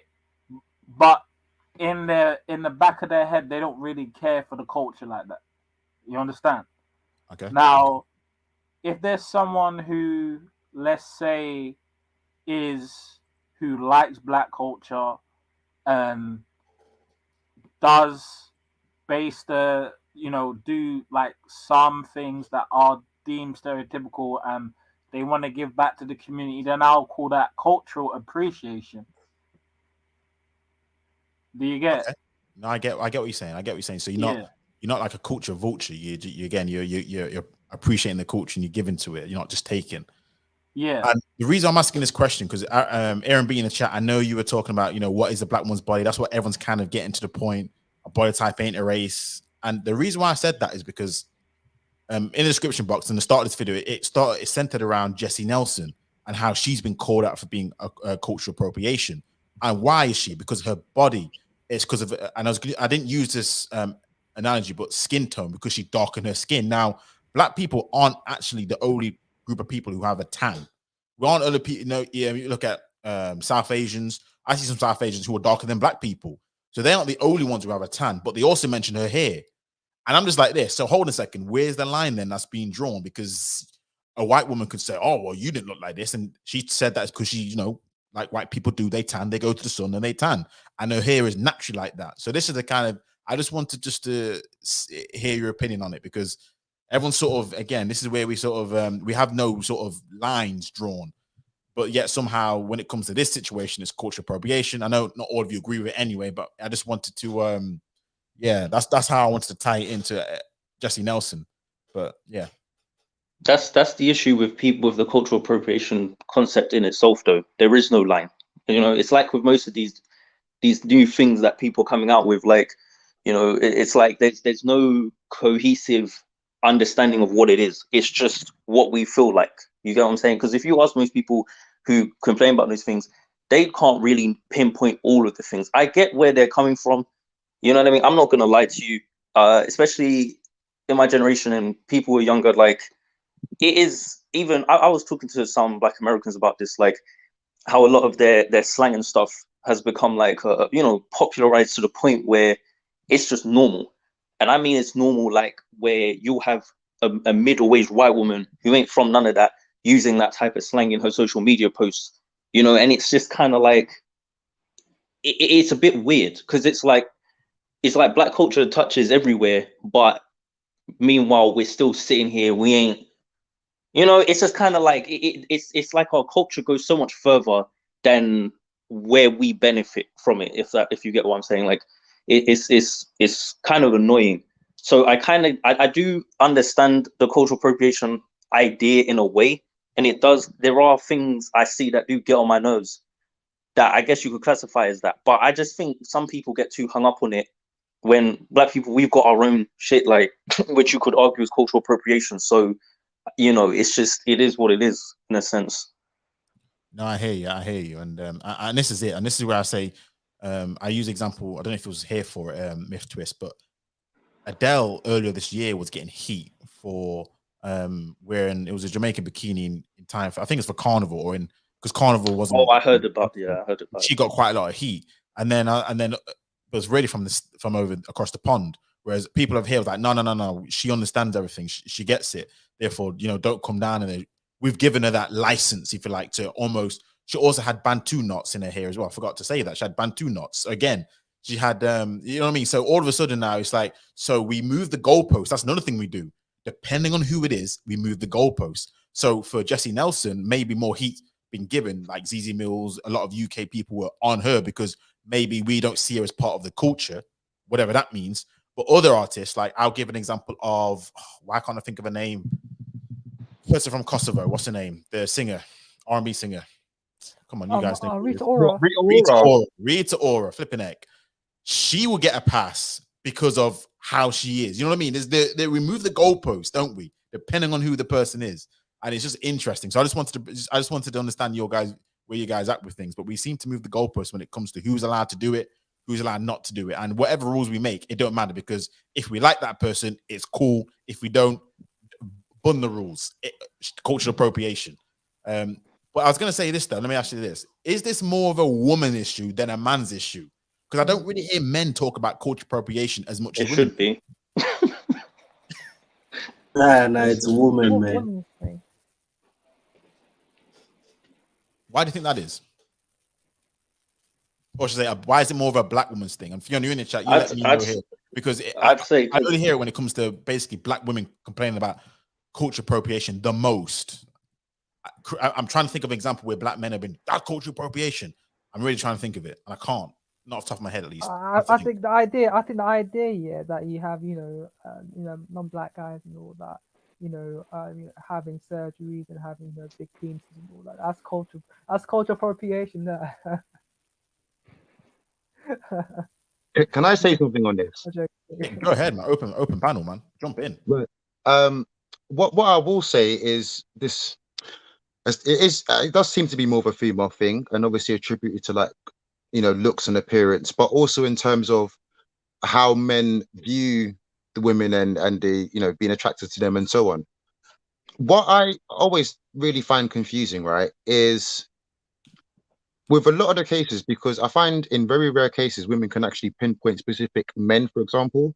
A lot of the time when they're worried about men liking people that are looking like Jesy Nelson, for example, or the average white black guy with a white woman or whatever, they're usually not men that they actually find attractive, which I find quite interesting. It's very rare.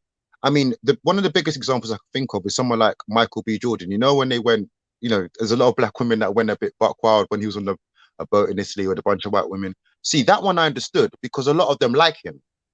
But I find this gets attributed to like all black men. And where I get confused is because every time I bring this up, it's like, okay, when they're attacking a particular black man, I've even had it myself. And it's like, okay, if I wasn't with this lighter woman or this biracial woman, or in some people's cases, white women or other, would you be interested in me? And truth be told, a lot of the times they wouldn't.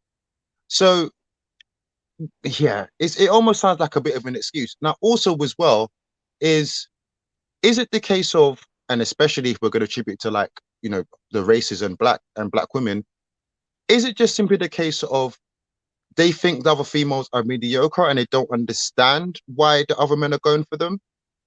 And not using excuses of colorism and whitewashing, forget all that. They just generally don't understand. Or is it that they feel inferior to those women? Because if that's the case, there will be some people that will point the finger and be like self-hate and all that. But realistically, I'm not even going to say self-hate. Black people have a lot of trauma anyway. So if black women en masse are feeling like that, and I'm not going to assume they are, but if they are, I would personally, someone who's studied the medical field, I personally would prefer if more of it was said, because then hopefully we can start to make steps to fix the mental issues, because that's a mental issue. Self-hate things are a mental issue, but a lot of people just want to point the finger, and I think that's what people are afraid of. And I suppose it's pride as well. But I find with, again, what I said earlier in terms of the men, some of the women, unfortunately, are mixing in with some black women that generally have a genuine concern and actually a valid concern for their image and how they're portrayed. But you get some that are just annoyed because black men have picked other. Do you know what I mean? And even amongst black women themselves, I've seen this sort of division happen when someone's considered prettier than the other and stuff. It's a bit ridiculous, to be honest. Yeah, so I just wanted to say that as well, because I could drop something. Can I ask KB a question, please? Yeah, go ahead. Black women, what if there was like a below average black guy, has a lot of money and goes out with gets married to a woman that's non-black? They feel jealous because we're talking about now, generational, what do you call it? Generational inheritance and all that, right? What do you know? What I don't think there'd be. I think they'd be jealous in a way, but okay, this is maybe from the people I've grown up around, because a man with money, as far as I'm concerned, when it comes to the black community, has always been thought of as like a trick. Like, it's not like in the black community, that's not really been one of the things that's made men more attractive. It's made them have more people flock to them. But do you know what I mean? Like, once I heard once that someone say that black women are the most honest out of all the females, which I actually agree to some extent, because the raw thing of it is, forget the money, the status, and all that. And not even just your looks. obviously your looks do help, but if a woman's just generally naturally attracted to you, the money's not going to make a difference. Do you know what I mean? So if they're jealous of a below average guy with money with another woman, it's, if anything, they might use the excuse of, oh, he's selling out the race, it looks bad and everything. But realistically, she's just thinking of, oh, I want access to his money, not even I want him. Do you know what I mean? And then this is where I have the gripe, because if that's the case, a man with money, then it shouldn't really matter if it's a black guy. Just go for anybody, because there's plenty of guys that are not black that have got money. So do you know what I mean? It's not that at all. It doesn't actually mean that much. Yes, having an income and providing security and everything else a woman's going to want, I understand. But maybe again, it's the people I've grown up around. A man with money necessarily, yes, he would be flashy. He would get people, looking on him. But I've seen still see a female pick a guy who is broke, that she's more attracted to naturally than a guy with money. I've seen them leave them. I've seen them cheat on them. If the girl wants you, the money's an extra, as far as maybe I'm concerned. What are you referring to? Black women or women in general? No, black women. Black women. Okay. I mean, I don't know. I think it depends on. And you know what? Probably women in general as well. To be honest, actually, women in general, like. Yeah, it is women in general, because money is just an attractor. It doesn't arouse anyone. Like if a guy, it doesn't matter what race you are. Money by itself isn't, and like it's just that maybe some women in other cultures are just socialized to appreciate it better because it's provision, But ultimately, like, doesn't matter that much. That's Yeah, I was actually gonna get into that topic. Like, I don't know. I feel like a lot of guys with money kind of know that. I don't think a lot of guys with like the flashy guys, right? I want to give you an example. Do you guys know who Hush Puppy is? That Nigerian, I don't know, he was arrested. It's a Nigerian baller guy. I've heard of him. Yeah. You can actually look him up right now. It was dating this other beautiful Instagram model, like light skin, fat ass, everything, right? But the thing is, obviously anyone can tell, because like if you look at who she was with Hush Puppy, obviously, and then he got arrested by the FBI and all that. But then now she's like with this other broke guy. Clearly you can see he's a good looking guy. It's like he looks like a fuck boy. And I guess what I'm saying is, when you have money, most guys like Hush Puppy and who, those guys know that those girls are there for their money, right? And because they have money, I don't know how to say this. They can, let me say this. Because they have money, most guys get money so that they can control other women. That is what it is. It's not about attraction. It's not about seeing you more sexually or whatnot. Most guys that I've seen, or at least the flashy type of guys, I don't know if you understand what I'm trying to say, get women just so they can control them, but not really trying to make sure that they like them or find them attractive or they enjoy the sex and whatnot. But yeah.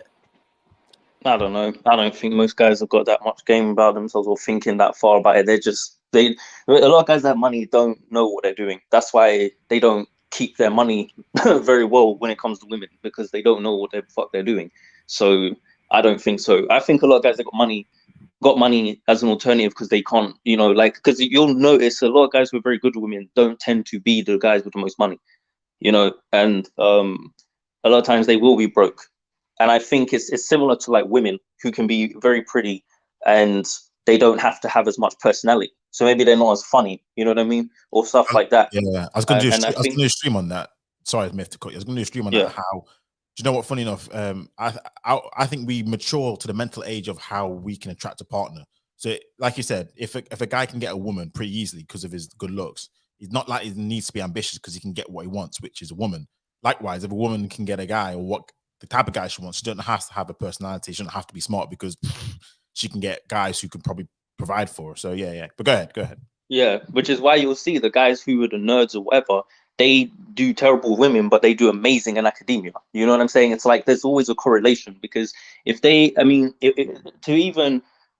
lot of guys that get tons of goals all the time, they usually put a lot of time into doing how they're trying to put a lot of energy into going out, clubbing and meeting chicks and whatever, rather than, studying or something. So that's what they'll put their energy into.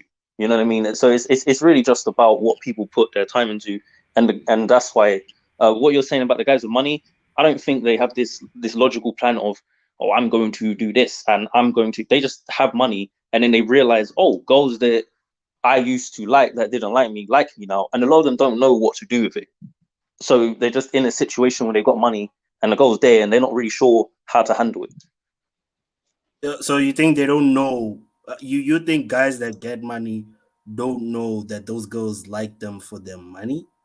No, I don't think. I think you'd think they would, because it sounds ridiculous. But if you look at how they move, a lot of them, if they do know that, they don't do a good job of showing it.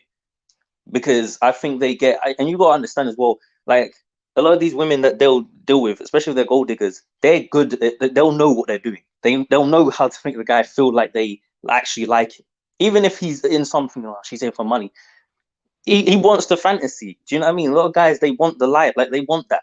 I mean, the amount of guys that you talk to, and they'll be with a girl who'll straight up tell them, like, you know, or cheat on them, or tell them something like just something disrespectful, and they're still like, oh no, you know, but I think deep down she does care. Like, just, you know, some guys are just.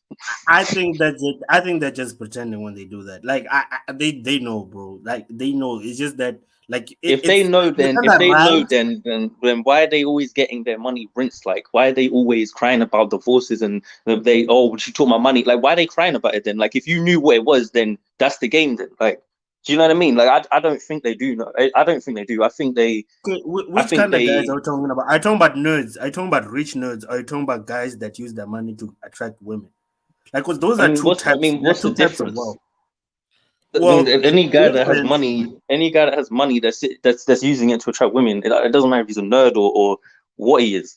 If that's his primary way of attracting people to him, and it's not just women, it's people. Like, if you meet a guy and he wants to suddenly be your friend because you've got money, you know what I mean? He may not be as trustworthy as a guy that you came up with when you didn't have that. It's just how people are in general. Yes. So here's the difference, right? The difference is, and that's why I'm going to say you're kind of right. Yes, the nerds, obviously, they have no game. They're kind of scared. They won't even, like, they're the more submissive ones. They're the ones that the woman will be taking the money from, right? But the other type of guys, the guys I'm talking about, the flashy guys, like I wanted to make an example of Hush Puppy so that maybe we'll both know what we're talking about. That I can get into you. Even that girl said it herself.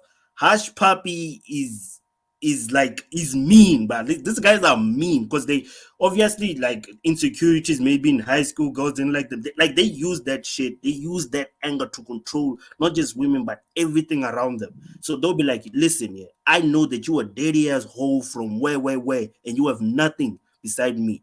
So listen, you have to do this and that. Like, I know like a couple of Nigerian guys who are like that, and I've had the conversation that we'll probably have with some girls, but like it's very they're very controlling, bro. They're really controlling, right? Meaning probably the girl does cheat, but at a point they're like, listen, I know that you have no place to sleep. At the end of the day, you need me, type of thing. I don't know if you feel what I'm saying. Like, there's a lot of ego. There's definitely guys like that, of course. There's always going to be people like that. But I just think that most of the people who have money are not like that.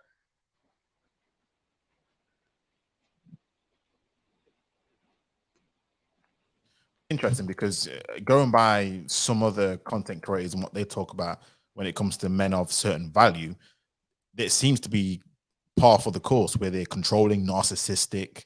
Because I'm the A side, because I have the finances, you are controlling everything, and that includes the woman. With that, it means you on my timetable, on my schedule, doing what I want you to do. No buts, no ifs, no ands. That's exactly what it is. And I got that wrong. If, ands, and buts, I meant to say. But it does seem that way, just to say Red Pill's comment about Hush Puppy, that a lot of these guys, when they get these positions, now whether or not they get rinsed, and you see a lot of, especially athletes, black athletes, God, they get rinsed all the time. They're dumb as hell. I know. That's another thing. That's another thing altogether. But just take out athletes and just probably rich guys or whatever have to. It does seem like you do hear a lot of narcissistic characters and abusive relationships. and things of that nature, because a lot of it's centered around, I have the finances, which means I'm the A side, I have what you need, therefore, you know, fuck what you want, F what you believe, it's all about me. I do hear a lot of that, you know what I mean? So yeah. I don't know, but then you also hear a lot about guys that are always trying to spend all their money on the woman they're with and try and give her a lot of stuff. So it's like, I mean, and the thing is that idea is getting pushed now, and I think it's because a lot of guys with that money don't understand. Like, so it's being pushed more because guys who have those things don't tend to have that mentality. They have the mentality of, oh, I have these things, so I need to look after my family. I need to look after my woman. They don't think I need to control her. Now, do some guys do that? Of course. But I think the majority of them, their default mentality is not nowhere near that savage. Because if it was, the Dame would look very different. It would not look like this. If guys with money were that strict about it, like they were like, listen, you're gonna come here and do this, you're gonna do that. If it was like that on average, things would be very different. But the problem is that because in my personal opinion, I don't know about controlling, but I do think a guy who's built himself up and has money, especially if he's got more money than the woman's dealing with, he should have a certain level of authority in that dynamic, in my opinion. Like, it doesn't need to be where he's treating her like she ain't a human. But I think that there's too much disrespect that gets thrown around for dudes that have actually accomplished something. And I think that the mentality that's trying to be pushed is, if you've got stuff for yourself, you should appreciate that, and you shouldn't allow people around you who don't also appreciate that. Because there's a lot of guys that have money and they don't seem to value themselves very much. But then there's the other side of it where maybe they go too far, and because of, you know, especially if you built yourself up and you, like when you were broke, people treated you crap, and then now you got stuff and people all up your ass, you're gonna maybe feel a bit like, well, you know, I'm gonna be whatever towards you people. But it's a hard thing, I guess, because people can go either way. But that's just anything. Like, you know, there's always going to be people who overextend themselves and abuse their power, unfortunately. You know, I agree with no. What I was gonna say is that, are we talking about guys with money, or talking about guys that earn money, or at least salary wise, right? Because usually the guys you're talking about, usually those are the guys that are usually employees and like high earning employees type of guys. Those are the guys I see where you're coming from. But usually, look, it's damn near impossible, right? For you as a man, like, guys, let's just think about what does it take to actually be a millionaire. Like, there's no way you can be a millionaire and be kind. I don't care if you're Elon Musk. Yeah, you can. If you do investments, no way. Nah. I know what you're talking about. You're talking about. Yeah, there's a level of ruthlessness that comes in, and you obviously everything in your life is almost like an asset, right? Everything, damn near everything. Time is your money. This idea that this guy goes back into this business world where he's this mean, ruthless guy, and their own relationship is gonna change, I just don't see that. It's damn near impossible for it to be like that, right?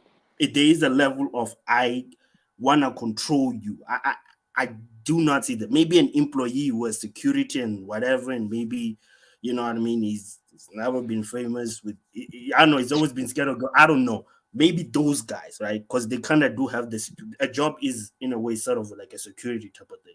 So you have to like study for like an MBA and whatnot to get a promotion, right? So it's kind of predetermined. Whereas, you know, being an entrepreneur and being wealthy as an entrepreneur takes a level of ruthlessness compared to being an employee. I don't fully agree, because because that narrative is kind of outdated now. Because since the internet's been around, you don't need to be as ruthless. Even to be a millionaire, you don't. Like, that's a misconception. And it was definitely true before, because your lanes of getting to wealth were limited and your competition was stronger. So it's like, if you can't, you know, especially if you've got gatekeepers and things, it's different. But now, no, not so much. Now, if you're just, I mean, you have to be strategic about things, and it's not easy, but it's certainly easier. And you don't have to be an asshole. And I don't like that mentality anyway, because this is the reason why people think it's justifiable to just be pricks to everyone. They're like, well, you know, I'm on the grind and I ain't got time. And it's just kind of like, I don't know. And I'm someone who can be a bit of an asshole, I'm not gonna lie, but I don't think you have to be. you know, some proper, like, I don't know. I just think it's false. But yeah, Why I do you get what think you so mean. many millionaire African Americans are going to Venezuela? Not Venezuela, Dominican Republic and tricking? Like, why do you think? Where are these wealthy black? I mean, think about where are these wealthy black people coming from, where they can go to the DR and like pimp out the whole entire that beach they go to or wherever. Like And these guys, there are guys out there with real money, right? And these guys, they're not going there to go to get to know the girl. They're going there obviously to trick. But like, are you gonna tell me? Because okay, can you agree on this? Those guys have to have a certain level of wealth to go there, right? And trick and stuff. Can you agree on that? What, to Dominican Republic? Yes. No, you don't need to have that much wealth. no, you You don't need to really have anything. It's not that expensive, especially for Americans. That's why they'll go there, because it's not that Can I say expensive. something? Yeah, go. Yeah. Regarding the Dominican Republic thing, to be fair, right, I don't really, well, based on what I know, I don't really hear wealthy people going to the Neither do I. Dominican Republic. That's a black manosphere thing, That's a low right? class. That's a low class Yeah, trick that's a low class black because they manosphere. I can don't only even want to afford. go DR, bro. I don't even want to go. I don't even think people should go in there. That's a dangerous place, man. People been getting killed, poisoned, all kinds of stuff down there. Um, that the talk of the black men going over to Dominican Republic to trick in, that's like the passport bros, the black manosphere type individuals. Because I used to be somewhat in that clique back in the day, so I know about that. Like, it's not really wealthy men tricking like that. Wealthy men really, they're trying to go overseas to just get a wife or something like that. That's the, or if not, they're trying to go over for business, and then from business they live there, and then probably end up dating someone or having a family. That's the basis of what I get from the US guys and even some of the UK guys who got money and got their stuff together. I don't really think that's a wealthy person's mentality to go down there to just trick.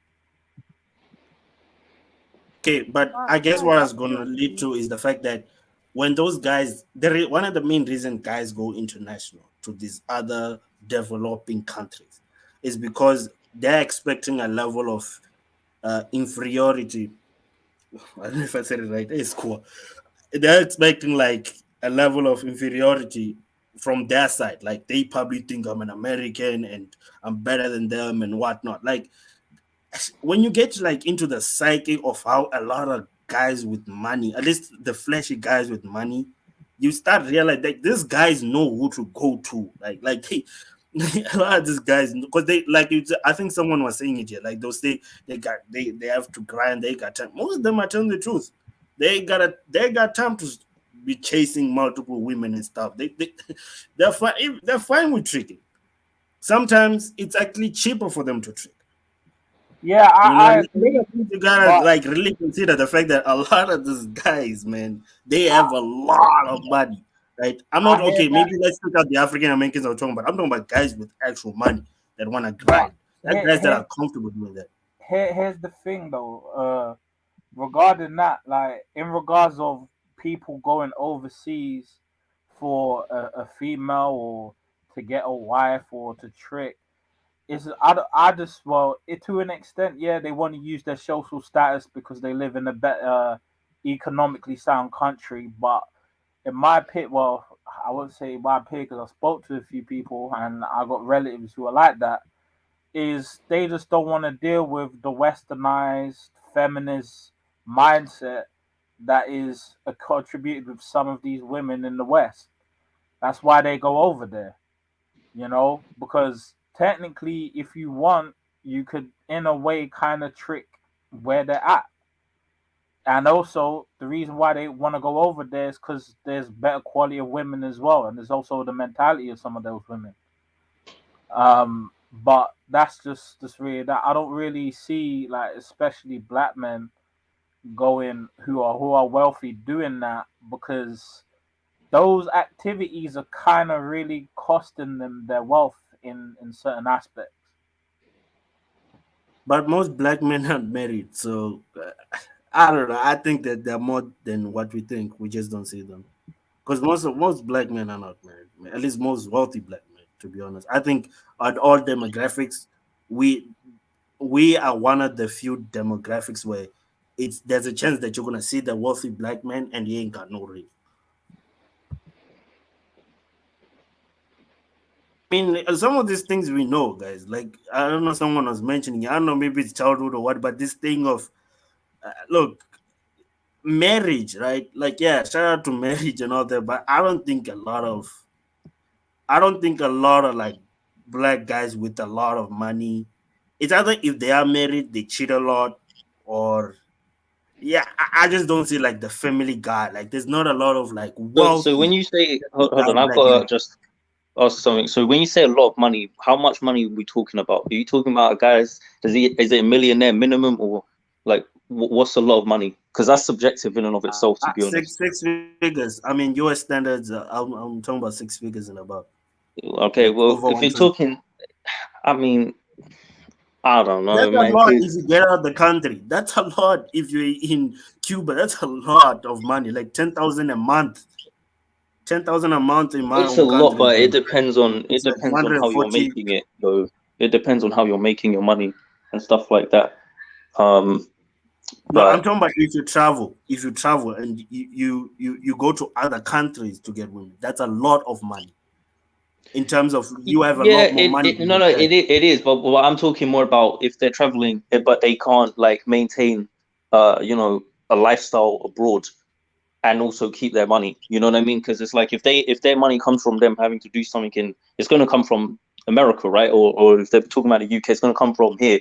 So if they can't maintain their same level of income abroad, then they can't really have a lifestyle or live out there permanently or for a long period of time. Do you get what I mean? So, um, I don't know. I think what it is you're Yeah, talking but about like is just again, there's just like I mentioned before, we're not talking about employees here. You're thinking in terms of employees, right? Like most of these No, guys, I'm not. obviously, I'm not thinking of that. I'm thinking of guys who own companies, and if you, most of them are not going to be able to just get on a plane and go wherever they want if they don't have their business to a certain level. Especially considering that they're going to be working more than employees a lot of the time. So it depends. That's why I'm saying it depends on where they're at. Because I think people think just because someone has six figures, like automatically they've got a lot of freedom. It depends on how they're making it. Some people are making 20, 30K a year, and they've got more freedom than that person because their money is a passive income. So it just depends on how people are generating an income. It's not just the income by itself. yeah, I don't know. Maybe I kind of right on that point, but yeah, but those that can, I'm talking about those that can.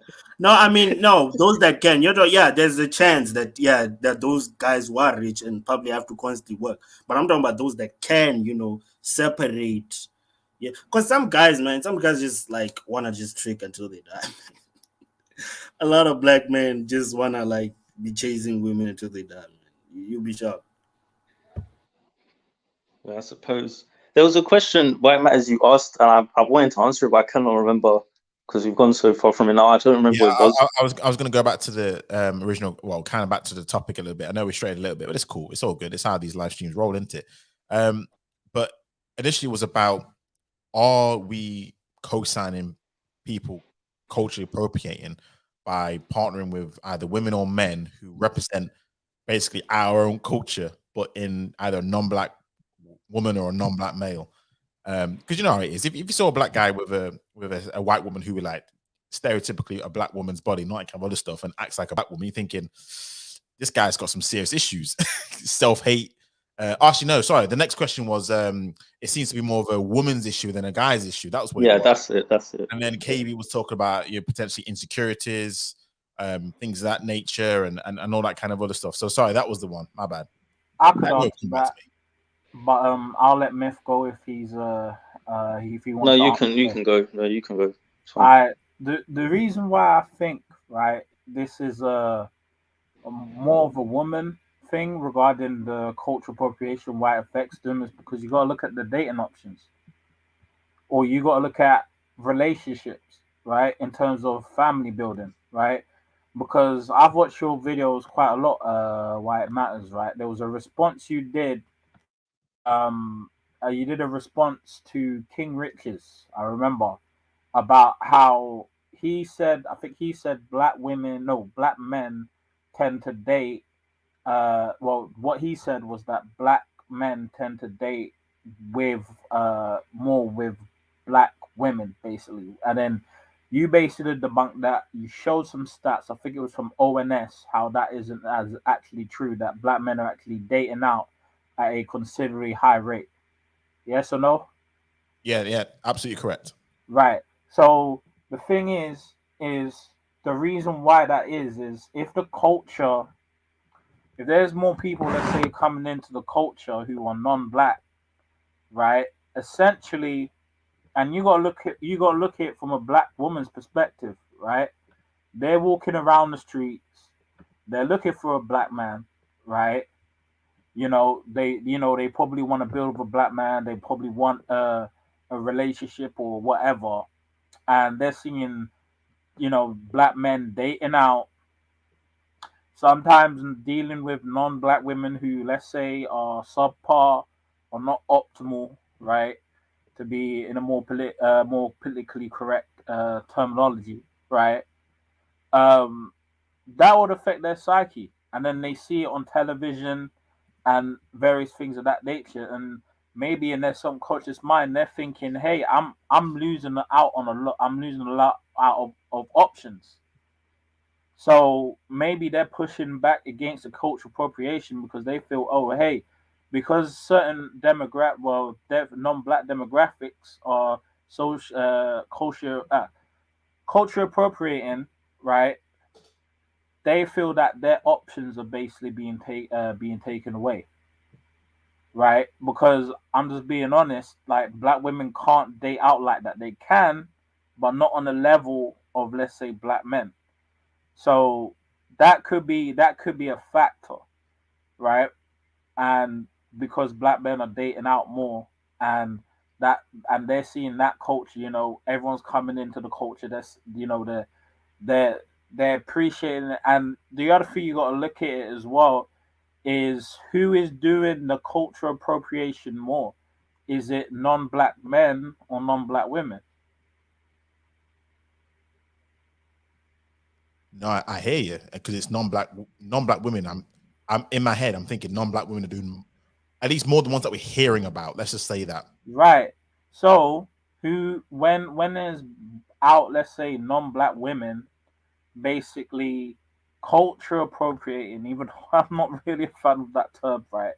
Because I just think everyone appreciates or appropriates different cultures in different ways, right? Um, their options basically are more limited when that agenda or whatever they're doing is being pushed more. Because, like you just said, it's more of women doing that. So that's more catering towards the black men. You So understand? I suppose you're seeing it as more of a case of self-preservation, isn't it? So black women are Exactly. seeing their role diminishing in pretty much every Right. way. So it's like, yeah, because I was watching this old TV series talking about Exactly, interracial Mister. dating. You're taking my man, you're taking this, you're taking my There you stereotypical go. breast, my bum, you're taking everything from me. Now, what more do you want? You know what I mean? So yeah, that's So what it is. so Can, can, can I? that's the thing where I'll let you talk. Let me just finish off and I'll let you That's speak. cool. That's Right? cool. Is where the thing is, a lot of black men. I'm not saying not all, but many. Right? Because I see this on YouTube. Is they're talking more on their own side and not actually looking through the black woman's eyes to understand their point of view. Because what I tend to see is black women and black men going in on each other and basically passing the buck left, like, side to side, and nothing really is. There's no resolve. So that's what I think the problem is. It's just that we're just culture, like, because it's more catered towards black men. Their options maybe feel limited, and because of their options are feeling limited, it affects them, and it makes sense that there'll be more of a reaction from them than the men, because the men are like sitting there all cool. Okay, I got non-black women after me. you know what I'm saying? But that's all I've got to say. Okay, what I was going to say is, look, I agree, but okay, one thing I'll say in the case of this situation and in terms of the black women and non-black women, that there's two things to me here as well that are part of the problem as well, and along with what you're saying, Jesse, because Yeah. a lot of this has been about in the last, let's say, 40 years. So let's say it affects the millennials. We're probably the most influential group of, or the most influential generation generally. I've seen, grown up and with, and this is not me blaming because I'm going to say another bit as well. So Fiona and whoever, please hold your horses.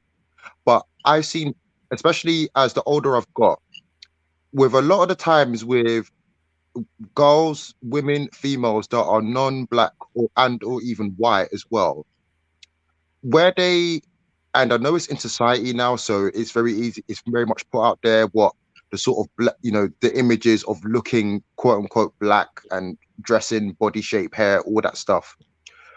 But a lot of the times, these other females, and mainly sort of to white girls, learned these quote unquote black woman tendencies from their black friends. That's something that I think some black women don't say. Some of these women learned these traits from them. So some of these white women learn how to cook like black women, do hair like black women, dance like black women from their black friends. I'm saying they've seen this in the last 30, 40 years. Yeah. Also at the same time, I almost feel like, because I think about this in comparison to other races and cultures, it's almost got to the point where, and I can't pinpoint the reason why specifically. I'm not saying black women are allowing it, but maybe I am. I don't know. But if it's a case of black men and other races of women, obviously the women are also participating in it. It really gripes me, especially when people bring up. I mean, I guess I am married interracially, I guess, but I don't think I am an interracial dater in a traditional sense. When people just attribute the men, the women are also partaking in this. They also are liking the men back. But also as well, I feel like I remember a time where if a white girl, a white woman liked black guys, she could barely say it without fear of backlash. I don't feel like these other women feel like they're going to feel any backlash, not necessarily from the men, but from the women. Because in such a situation, I don't think, and again, this is my opinion, it's for the men to be like, no, don't like us. Do you know what I mean? Like, don't like us. Maybe it is in a way, but also I don't feel like they have a fear of the black women checking them. Because again, maybe it's my peer group or where I was around. I remember a period of time when those sort of I shouldn't say those sort of, excuse my disrespect, I didn't mean that. But a woman that wasn't black, that liked a black guy, she could barely say it, let alone around being in public with them. Obviously, as I said, as time goes, you see more and more with mixed children and whatever. And now other races are coming into it, and now it's become a normal thing. But let's say, for example, I know of black men that like other races of women, but not necessarily white, but they might be, let's say, Muslim or Asian or Middle Eastern. They may go for the women, but they know there's provisions with those women. They know that with some of those women, they don't really do dating, they do the marriage thing. Or with some of them, you have to convert religion. Their things are upheld. And I'm not saying it's necessarily the women upholding it, and maybe it's on the man side too, but there seems to be no standard you must uphold come into be with be a woman coming to be with a black man. Like, there's no repercussion to that. And I think with some of that as well, the black women do obviously raise their concerns, even upset, but it tends to, I feel like, just be mainly directed at the men, not in a way warning off the women like, stay away from our men. They're rather, I know someone just mentioned it, but I don't feel like there's an air of that generally. I don't think the other race of women even fear the, oh, what would the black girls think type of, I don't feel like they have that energy. They're just, and is it the men allowing it and not helping the situation or encouraging it? Maybe so. Like I said, it's both of us to uphold, but I don't feel like they have a fear of backlash. What do you guys think, or am I off with that? I don't know. 100%. I actually said this previously. If you look at other communities, like you could look at Muslims, you could look at the Jewish community, you can look at the white community or any other community, right? They have a punishment system. They have certain standards they basically uphold certain moral values, right? Like if example, right, black people get disrespected, right?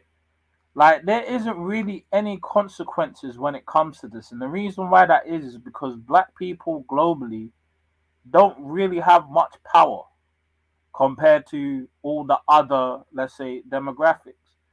So we're the low hanging fruit. So we can be disrespected and people can get away with it, right?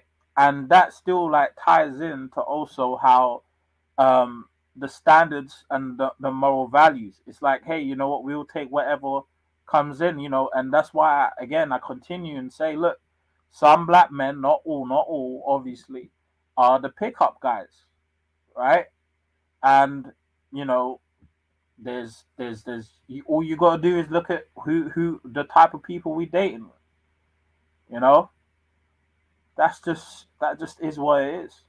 I just think black guys have low standards in general. I don't think it matters when they switch up the race, and I think that the low standards is both black men and black women when it comes to dating 100%. outside the race. I don't think, like, I don't know. I think we get it pushed on us too damn much, and it's not really accurate. Like, it's always like, oh, black men just date fat girls, blah, blah, blah. Like, yeah, okay, some of them do, but a lot, you know, a lot don't.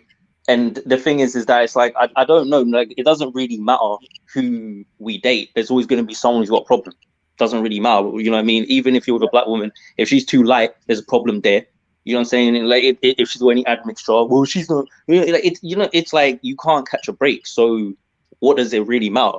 If you go with a girl who's mixed race, I've said this a million times that to me, mixed race people mix. Okay, but you'll have black people, men and women, jump up and try and tell me, no, they're black. But then you want to turn around and complain about color, like, you know what I'm saying? Like, if anyone, I should be one of those people who's complaining about colorism when it comes to things like that. But you know, it's like there's too much, and I think it's kind of to what I think Jesy, you were saying, and I think maybe partially as well to what KB was saying. But the idea is that if you've got some mixed ideas for other communities of what's okay, then no one's gonna view it like it's like they don't know. This is why we're saying no one knows where the line is, because there isn't one. There's not a clearly defined understanding of, okay, if you start doing this, you are now culturally appropriating. It's not that clear, you know what I mean? Because there's also the idea that if you don't represent black culture in some way, then you're racist, right? So it's kind of like, well, which one is it? You know what I'm saying? And people aren't making it clear. So, and they can't make it clear, by the way, and I don't expect them to. Yeah. I've just highlighted this comment just to basically echo what you're saying, what Mr. Uganda is saying, that because we don't hold anything as sacred, and I wonders why everything's up for grabs. And I do think a lot of that's because of ownership. Other groups have more, it seems, I could be wrong, ownership in things that they hold dear to themselves. So, for example, we entertainment industry, music, for example, especially over here in the UK, flipping out, the music scene over here is crazy.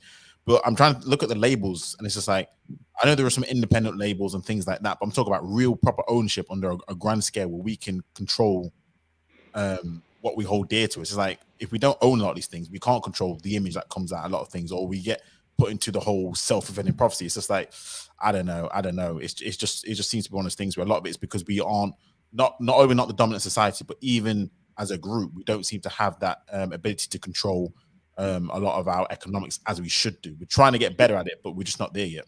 That's the thing that's funny though. But it's like, I mean, you went to the question was asking about it being more a thing women complain about. What Jesy said is pretty much what I was going to say, to do with the options thing, because that's the conclusion I came to a while ago. That's pretty much what it is. It's just being frustrated with the inability to really maneuver, you know, and do anything about it. So it's like, well, my main options I've got is black guys, and then the things that I have that would be appealing to them is starting to become, you know, prevalent in other places. So now, you know, there's less incentive to kind of deal with me. You know what I'm saying? And it's just like, well, that's competition for you, isn't it? I mean, that's what's going to happen. If and this is the thing, it's like, you would think that would mean then that maybe things would change in a positive direction, but it isn't always like, it isn't really overall going like that, you know? So people only do what they have to do. If they know that they can do something and it will work for them, then they'll just keep doing that. A lot of black guys are stereotypes because it works. Exactly. And so, you know, so it's like they're going to just keep doing it. I don't think they should, but it's hard to argue with a guy and tell him don't do something when it's clearly working. you know.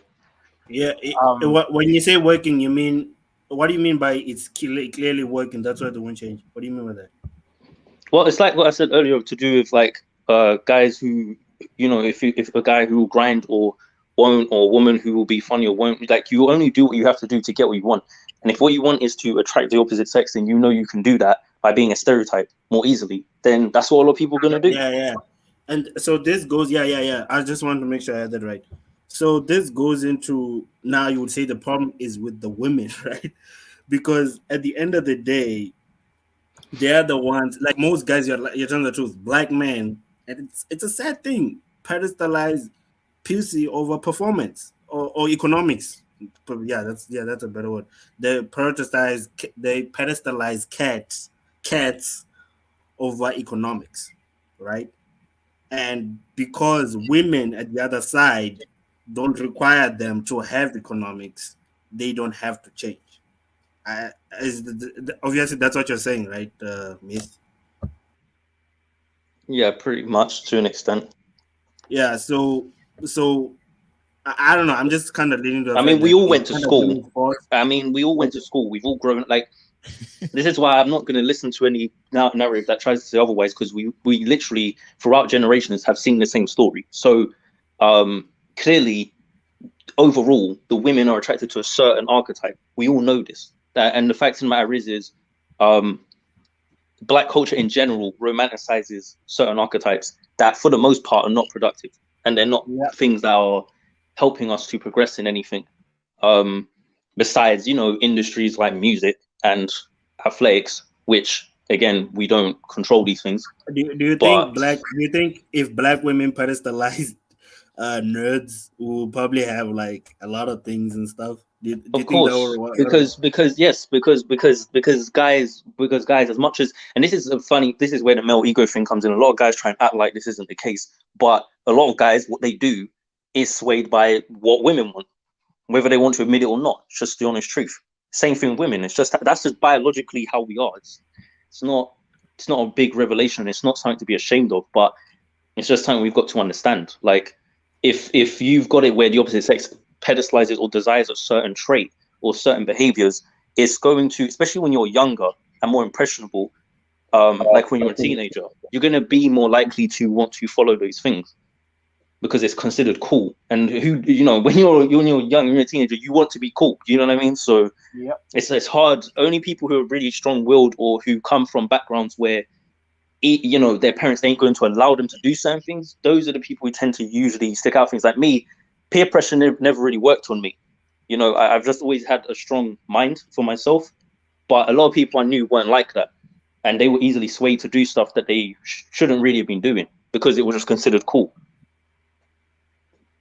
Yeah, so the funny thing that I do find with women, right, Black women particularly, is that usually they do realize, I don't know, I just find it weird how it's usually when like they hit the wall, that's when they like want to switch up and say, nah, we want the high value man and whatnot. And I don't know, like, you got pregnant by a bum. Like, who's gonna judge you by who actually gave you a baby? Stop trying to say, you know, that's what I find weird though. Like, you know what I mean? Like, you got pregnant by a bum. No, but you know what? But you know what? You know what, SA? You know what? I will say to men as well, don't listen to some of that, because some of that is just lip service, to be honest. Like, I will say that sometimes as men we're a bit guilty of like listening to every single thing that sometimes women say, and like sometimes women would even tell you that sometimes they're just talking. So I'm just saying, like, in some cases, don't listen to that high value man stuff. Is just like flavor of the month for like the past couple of years. Like, realistically, you show the average woman you got 20, 30, 40K in your account right now, you're high value. Let's keep it 100. You take a cash coin and you I mean, I don't know, but yeah. No, listen, bro. You with a woman, you got 50K in your account right now, you could access it. You're high value, rude boy. Think about it. Yeah, yeah. I'm sure. Value's Sure. relative anyway. Like Like, if the woman's some six-figure owner, or she's got some ties to people who make that money, that 50K ain't gonna mean as much. But like at the end of the day, but I know if what you mean. I the know what you average mean. chick running I around, think no, it's I agree later with the you. fact The that average if we girl walking dress around well, out here is going to look at that something, because most guys do not have even. I mean, we already know, most people don't even have Yeah. 1,000 saved up. No, but You know what I no, mean? but So this is my point, Myth, because a lot of the time with the type of female you may hear this rhetoric from. This is why I said don't listen to it really all the time, because they will be that certain type of female. The higher tier female in terms of economics, like you described, you won't really more often than not hear that rhetoric from them.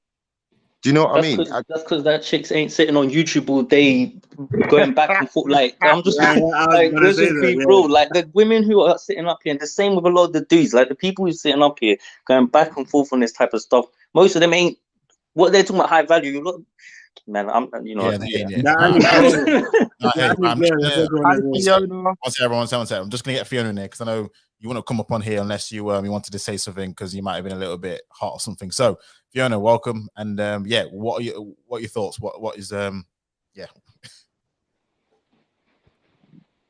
Can you hear me?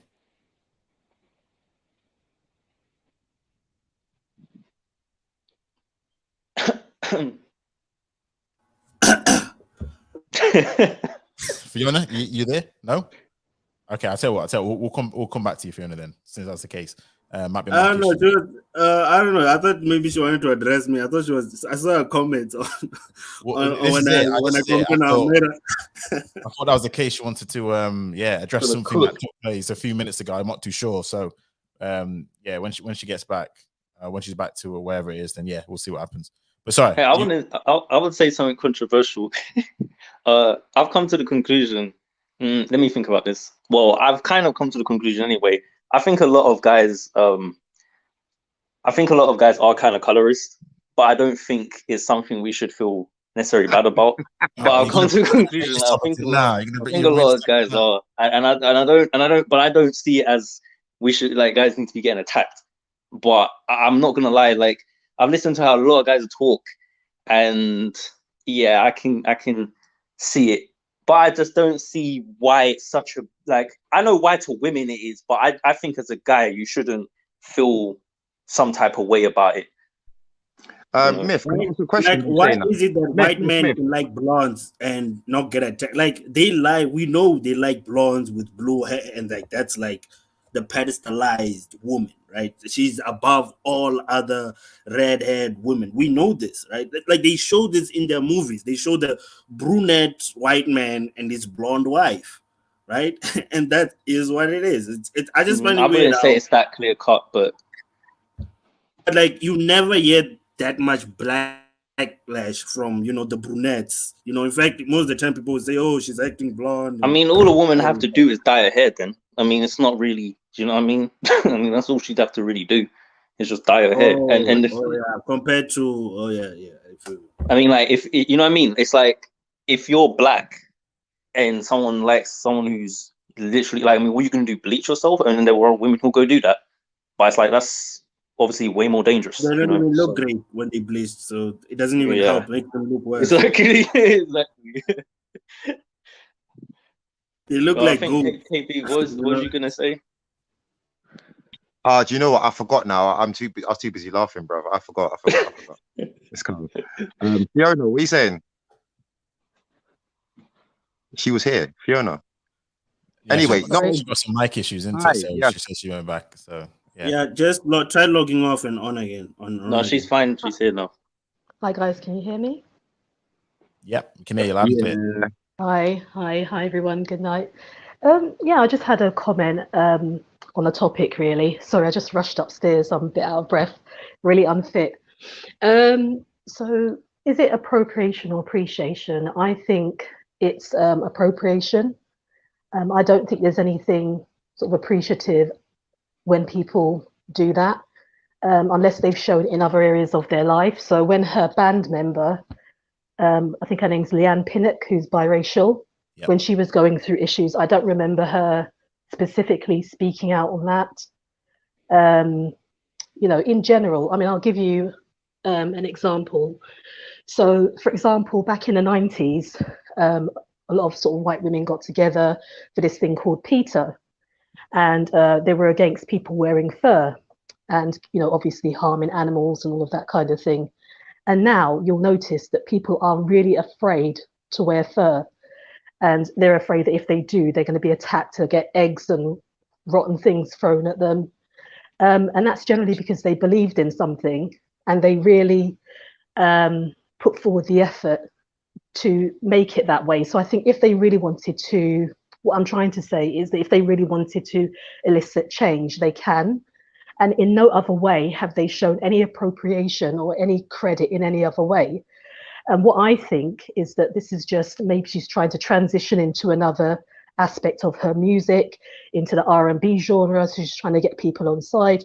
Maybe even she's trying to get a black partner, because as we all know, she's had many, many issues with people in her own community rejecting her. So this whole change of image could be just that, just trying to obtain a black partner. So I think there is a means to an end. I don't think it's an appreciation. I think it's a tool for her to use to get what she wants from the community. But I think that because of the sort of black male worship around those types of women, and even forget black men in the black community in general, she'll be given a pass and she'll be allowed to do that, as has Adele. You know, when she started changing up her style, then we all see who her new partner is. So it's all a means to an end, and it's a very clever thing to do, I think, and that's my opinion. It's not an appreciation, it's an appropriation, and it's a way, it's a tool that's used to get ultimately what she wants. Let me say this. Let me ask you this, Fiona, because the single that she did was with Nicki Minaj, and I don't know if you call her black, but we all call her black anyway. Now, Yeah. what do you not think that she's kind of also what's the word, implicated in this? And I suppose my ultimate question would be, what about other black women who co-sign the fact that, because clearly she obviously known and seen she was on the set, she must have seen, hold on a second, you look a bit darker, you look a little bit, you appropriating the culture. Do you not think that's kind of a red mark on? Well, Nicki Minaj would be a hypocrite because she's appropriated the East Asian culture. In rap music in general, we tend to both male and female welcome people from other, people from other cultures into the genre. So I'm going to say with Nicki Minaj, she can't be a hypocrite because she's also, with a lot of rappers as well, so even in their names, I was commenting in the section earlier that the sort of names that they use, is this Italian gangster mob names, they're very into other cultures as well. So, but yeah, I just wouldn't call it an appreciation. Because how are they appreciating in any other way? They've only just started protesting in 2020 in large numbers. When the whole Stephen Lawrence thing went down, I didn't see any people of non-black people in this country going out protesting in those numbers, and only because it's probably become sort of a fashion or a kick to do it now.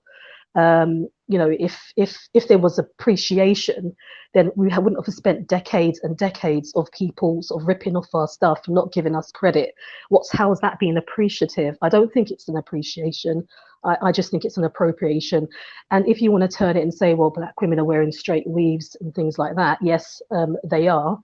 But I can kind of see why they would do that rather than the other. I can see why black women would try to emulate them rather than them trying to emulate us because of the power dynamic. But I only see it happening the other way around, when it's a means to an end. So it's selfish and it's something that's going to benefit them to do so. Doesn't matter. Until black women drop the weave, they just sound goofy talking about cultural appropriation. They just shouldn't say it, because to be honest, white women are being really polite and not firing back. I'm just going to be honest. Well, we're being really polite. Not firing back. No, because black women are firing at them. That's why the conversation is being had, because they are firing at them. But I'm telling you right now. What? No, not just now. I mean, look, we all know white people in general cannot, in this day and age now, with the white guilt thing, they cannot fire back. They can't. And if they try to, they're going to get attacked by their own. So they're held in check anyway. there's a limit to what they could do. And we know from the past what it looks like when they don't have that type of check on them, because then we know that they can abuse their position. But because of that history, they can't talk a certain way now, you know, which is, you know, I think it's making things more tense. And I think, but it's just how it is. Like, there's not really a way around it. It's either you got it where they can just be outright racist, or they got to suppress it, you know. But I agree with you. I don't think it's mostly appreciation either. But I just don't think that, like you said, with the Nicki Minaj thing being hypocritical, that's just how I see it with most black people, and especially with black women, because to what White Matt's asked about them moaning about it the most, it's like, I'm sorry. Like, if I saw a black guy walking around and he had some you know, some wig on and he's trying to look like some, you know, Saturday night white talk host, I'm gonna say the same thing. Like, I don't think you can really say that when you're literally trying to emulate a look that is phenotypically not remotely yours. Like, it just doesn't make sense. We all are. We all are, because if you look at her, you know, are black men copying white men's hair? Although not, she's not trying, I wouldn't say she's trying to emulate black women, but she's probably trying to more emulate biracial women, because it's impossible. I mean, I have seen women that have got really, really, really dark tans, and it just looks ridiculous. But that's at the extreme. But I would say that she's definitely trying to emulate the biracial look. And as I said, that's as a means to an end, because she knows that that's the preference of most black men. And she hasn't had much luck dating in her arena. So that will also be beneficial to her if she does that as Adele. So, well, that just shows that she's got something wrong with her mentally anyway. So you are angry for light-skinned women? You're actually right now fighting for light-skinned women and mixed women? No, I'm not fighting for anyone. I'm just saying that I'm on topic. I'm just saying that it's not appreciation. I don't think there's anything appreciative about it. I think it's a means to an end, and I think it's black women and sort of okay, well, if you want to say biracial women being used as a means to an end, I don't think it's appreciation.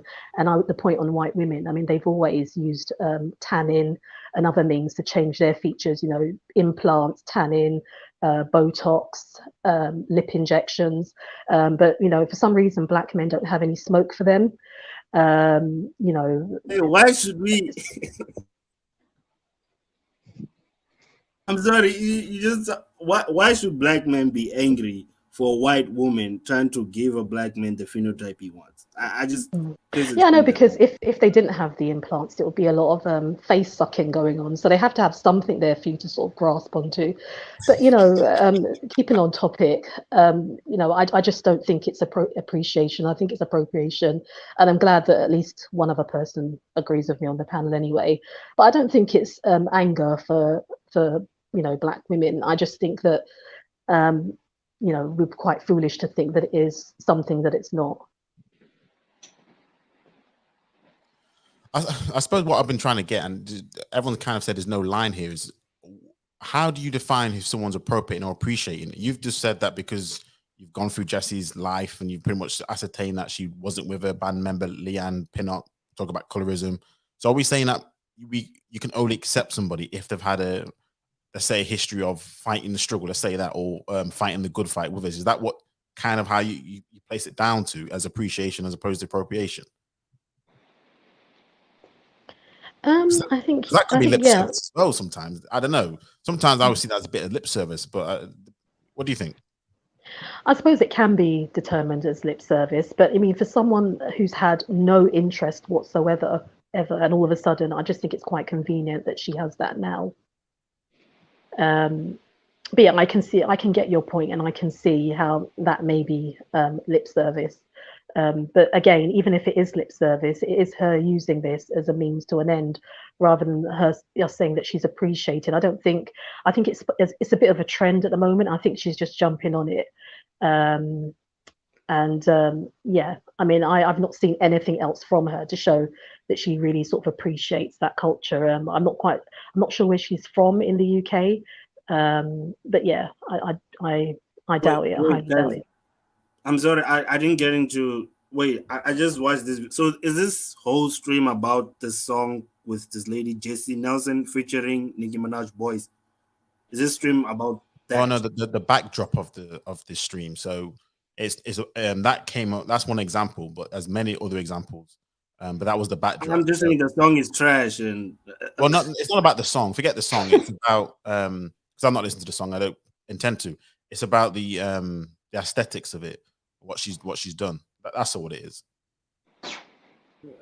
I mean, look, man. Personally, all I say is black women against this. To be honest, man. And I mean, look. As long as you guys use waves, you have no talking point. Like as long as you guys are using other Chinese-made hair, you have nothing to fight on. Because look, I mean, let's just be honest. What do you think about that film?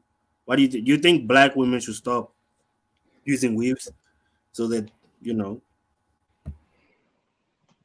Well, as long as you're under the impression that white women can culturally appropriate and do whatever they want, then I think that black women should be also entitled to do what they want.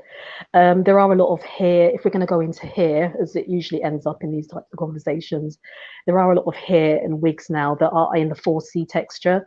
And I've seen a lot of people online doing that, but you conveniently ignore that. You conveniently also ignore the lot of augmentation that's going on within other women to emulate other women as well. You don't have a problem with that, but your main focus is on But your women. the thing is, I think that's quite sad. The thing is the reason why is because this is to do again what White Matters asked and what about it not seeming like guys are complaining. Guys aren't complaining across the board, period, as much. It's the women who are. That's why we're saying it's hypocritical for the women to be moaning.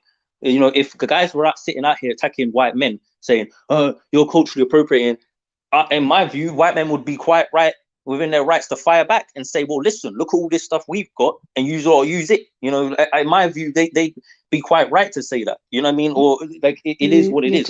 You do appropriate of the high value man stuff because most of you aren't, and you're sort of taking on their identity as the high value man. But we won't go there. I agree with you. But then I agree with you, but I'm not the one who's sitting here spending my days worrying about who's appropriating who. So I don't really care. But I agree that. But to me, it's just like that's just what's going to happen. If you're in a multicultural globalist society, civilization, people are going to take inspiration. This isn't nothing new. People were doing that hundreds of years ago. When there's trade and things going on, people don't just trade objects and items. They trade culture and language, and that's just how it goes. Like it is like that's like trying to tell people because their language has got parts of other languages and from other countries, then they're appropriate. Like it's just that's what's gonna happen, and that's how art happens. That's how cultures grow. Stop all the light skinned boy jokes and the fact that light skinned guys can't play basketball. Don't get upset when you see I don't make those jokes. Light skinned men doing basketball. I'm not saying you. I'm saying the collective. I get what you're saying, but I'm saying the collective. Don't make silly jokes about how light-skinned guys can't play basketball and sports as well as dark-skinned people can. But I said it already. Just accept them because they're part of the culture. Fiona, do you see black men complaining about that?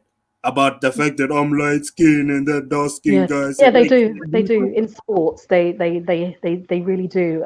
You see on biracial. Yeah, but guys aren't sitting here bawling about it on a daily basis. Like that's not what we're doing. Let's just be honest. Like we're not. You're not gonna. I've got all the guys I know, light skin, dark skin. We can crack jokes about each other, and it ain't gonna be someone starts crying. Like that's just not what it is. Exactly. It's mostly a joke. Not about to fire up a panel and start crying about. Oh my god, I'm light skinned. That's why. You do. But I get what you're saying. The thing is, I overall agree with what you're saying, but it's just I think you're overblowing how much men value it. We don't care as much. That's all it is. Like I'm not saying what you're saying is false. It's just we don't care as much about it to the same extent. That's all. Well, I think you use other people and other things as a crutch quite a lot, actually, and quite often. I also find that, for example, a lot of your reasons for dating out, you try to blame it on black women rather than merely saying that is just your general preference and that is what you like, that is what you see your future to be, and that's how you want there's a certain way or a certain type that you want your children to come out with. You want to fit into general society. Instead of being honest about it, what you do is you use black women and say that our attitudes and the fact that we didn't want you made you go outside rather than just being honest. Two things can be true at the same time. And the thing is you've got to think about Yeah, but two things can be true at the same time, and there's cause and effect. So if you've come from a background where you're dealing with a woman who looks a certain way and you have negative experiences, you're going to maybe start to think, oh, well, when I deal with a woman who is lighter, let's just say you have a more pleasant experience, then you start to extrapolate and think that just means lighter women are better. Therefore, and look, let's just be real. Because I said earlier, I think a lot of guys are colorist. So let's just be real. There's a general narrative in society that the closer to fairer skin you are, the better. We all know this. So that's not anything to, that's not revolutionary. We already know that. I don't know why so many guys act like that doesn't exist. That's why it seems like sometimes guys are, and I think this is kind of what KB said about mixing up the talking points between different dudes. Like there's some guys that are just outright, they don't like themselves and whatever, sure. But it's getting mixed in with guys who have legitimately had certain experiences, and then that's getting mixed in with guys who have certain preferences. Like it's too much of a muddle. But I just don't understand the widespread. Well, I do understand, but I think that there's just too much emphasis and focus on it. Like for me personally, if I was a woman, I mean, I don't know what I'd do if I was a woman. I probably would be crying about, I don't know, but I would like to think that I would just get on with it, because at the end of the day, there's gonna be black guys who don't think like that. There's black guys who just like black women, and that's what they run. I know guys like this, even in my age bracket, because everyone's like, oh, Gen Z, they don't like. And well, I know guys who their preference is black women, and yes, I'm talking dark as well. But I do think that overall, guys do prefer women who are lighter, from what I can tell. But I just don't see what's the point of crying about it. It's like it's not going to change, and I don't know what exactly is meant to be done about that. But it's better to just concentrate on those that do like you. Like you're right, dog. You're absolutely right, Myth. Like this thing where you put energy on guys that don't want you. Like men don't do that. Bro. Like if she doesn't I don't even like guys then doing this anymore. Do you know what I mean? Like, because I've gone to the point where I don't even like hearing guys moan all day about women. It's just like, all right, man, like we get it. Like, but you got to start being solution oriented. What are you gonna do? Like, just for the rest of your life, worry about people who don't like you? Like, we ain't got time for that. You only need one person. You know what I mean? That is on point. Bro, I literally said the same thing you're saying right now, and I got banned from a Clubhouse channel. Like I was sending an African American, like, guys, I get it, they're like this, but this thing where every day you have to talk about women. Block my ass. You know what? Clubhouse will room you in. That's why. But let me put this to you though. I suppose saying that and saying only care about the people who do like you is almost like saying, why should we fight about racism if all white people aren't racist? Could you not argue that? Well, I don't think we should be sitting here boring him too much about racism either. So, I know, but we do. For the last year and a bit, I've not heard nothing but everything's racism. Yeah, I know, but that's why black people don't get shit done. So, I mean, that's just look at the result of it. That's why I'm saying, like, don't do it, because we already can see what the outcome is, and it's not very good. But so should we still not fight the good fight, though? I mean, at the end of the day, if it's wrong, it's wrong. But you're not. But the thing is, fight the good fight in what though? Like the method that you're using to fight ain't doing, like, it's not having the intended effect anywhere near as much as other methods. Like, it's like, instead of sitting there trying to be in the streets all the time, why don't you get some money? You know what I mean, and start enforcing your will financially. Like, maybe then you're gonna actually see some change. Maybe this is why Asian people can get an Asian hate crime bill passed through far beyond in a much shorter space of time. Than people who sit there, it just doesn't make any sense. Like, wait for reparation. But what I'm trying to say though is, this, if you take it back to all this, I suppose the colorism aspect of it. How would you say, like, you're a dark-skinned black woman?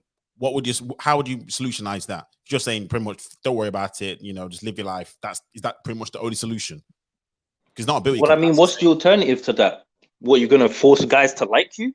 What are you gonna do about it? Education, is that not what we say? I mean, you could, but like, but my thing is this, right? Like, at the end of the day, most black guys out here don't, like, the average black guy is not out here swimming in options. Okay, and I don't care what these guys on YouTube try and tell you, that ain't what it is. So if the average black guy out here is, I mean, from what I can tell, I think a lot of them would be with a woman who's black. I don't think that they would be like, nah. I'm just noticing that they might turn their head a bit quicker for a woman who's a bit lighter. That's all it is. But I don't see how that's a crime. Because at the end of the day, like, we can say that, you know, there's education, but it's like, is that, I guess to me, it's just a priority thing. It's like, is that as big of an issue, or is it like, I don't know, man. I just think, I don't know. Yeah. I think with black men, and yeah, what Mistress is exactly honest. With black men, right? What's a priority for us? For all of us, right? A priority would be attitude. Right? This is one, like we were saying before. That's why you find black men dating fat white women, because for most time they'll be cooperative. Attitude, body. Yeah, that's, Then you know, we'll kind of give it to the color thing. But if you have those two things already, like you can have a guy who says I don't date dark skin chicks, right? Then he sees the feminine dark skin woman, maybe with a good body out there. I can guarantee you that guy will date that woman. yeah, I mean, I You know what you just did there? You know what you just did there? You fell into the trap, and this is part of the gaslighting tactics. You've almost described that dark skinned woman have to be pretty much damn near perfect for that situation to take place. But I don't think he did, but the thing is, the reason why is because we're dealing with too much of the other extreme, where their attitude isn't on point and they're not physically on point. So I think what the point is he's trying to make is that it's like, if it was a matter of the skin color itself is the problem, like we just don't like the actual color, then it wouldn't matter what she looks like. We just wouldn't be on that. But the truth of the matter is I don't think they need to have their body be tip-top shape or any of that nonsense. Okay, because look, in the UK, we definitely see the dating out thing happen here. But here's the thing, right? In America, you've got so many black women who are pushing the colorism argument like super hard. But over there, most black people statistically are with black people.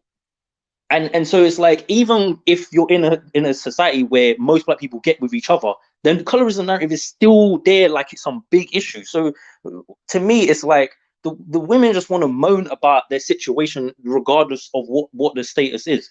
If you're in an environment where you can find black guys and they're interested in you, you just got to find the guys who like you. Because the same way how when guys start moaning and everyone wants to get upset with them and say, oh, but, you know, why don't you just go for the women who like you? Well, same thing to be said to the women. And if we're just going to be honest, if the women aren't making an actual collective effort to switch up their strategy, then why would they expect different results? If you're going to sit there and have the exact same attitude, like if black guys say, we don't like your attitude, well, you're just not strong enough. Okay, so you're not going to change the attitude. You're just going to shame the guys and say that they're not strong enough. Okay, so then they go and date out. And then they get angry at the white woman who actually does put an effort, gets a fatter ass, put cornrows on. Like, think about this. They actually get angry at white women that push effort to be with you. Like, for some goddamn reason, you should be with somebody who will not put effort and be with you.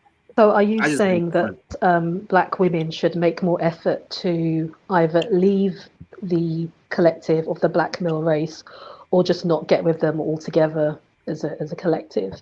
Especially here in the UK, where if you ask Mike Matters for the stats, there is a high amount of our best and brightest dating out.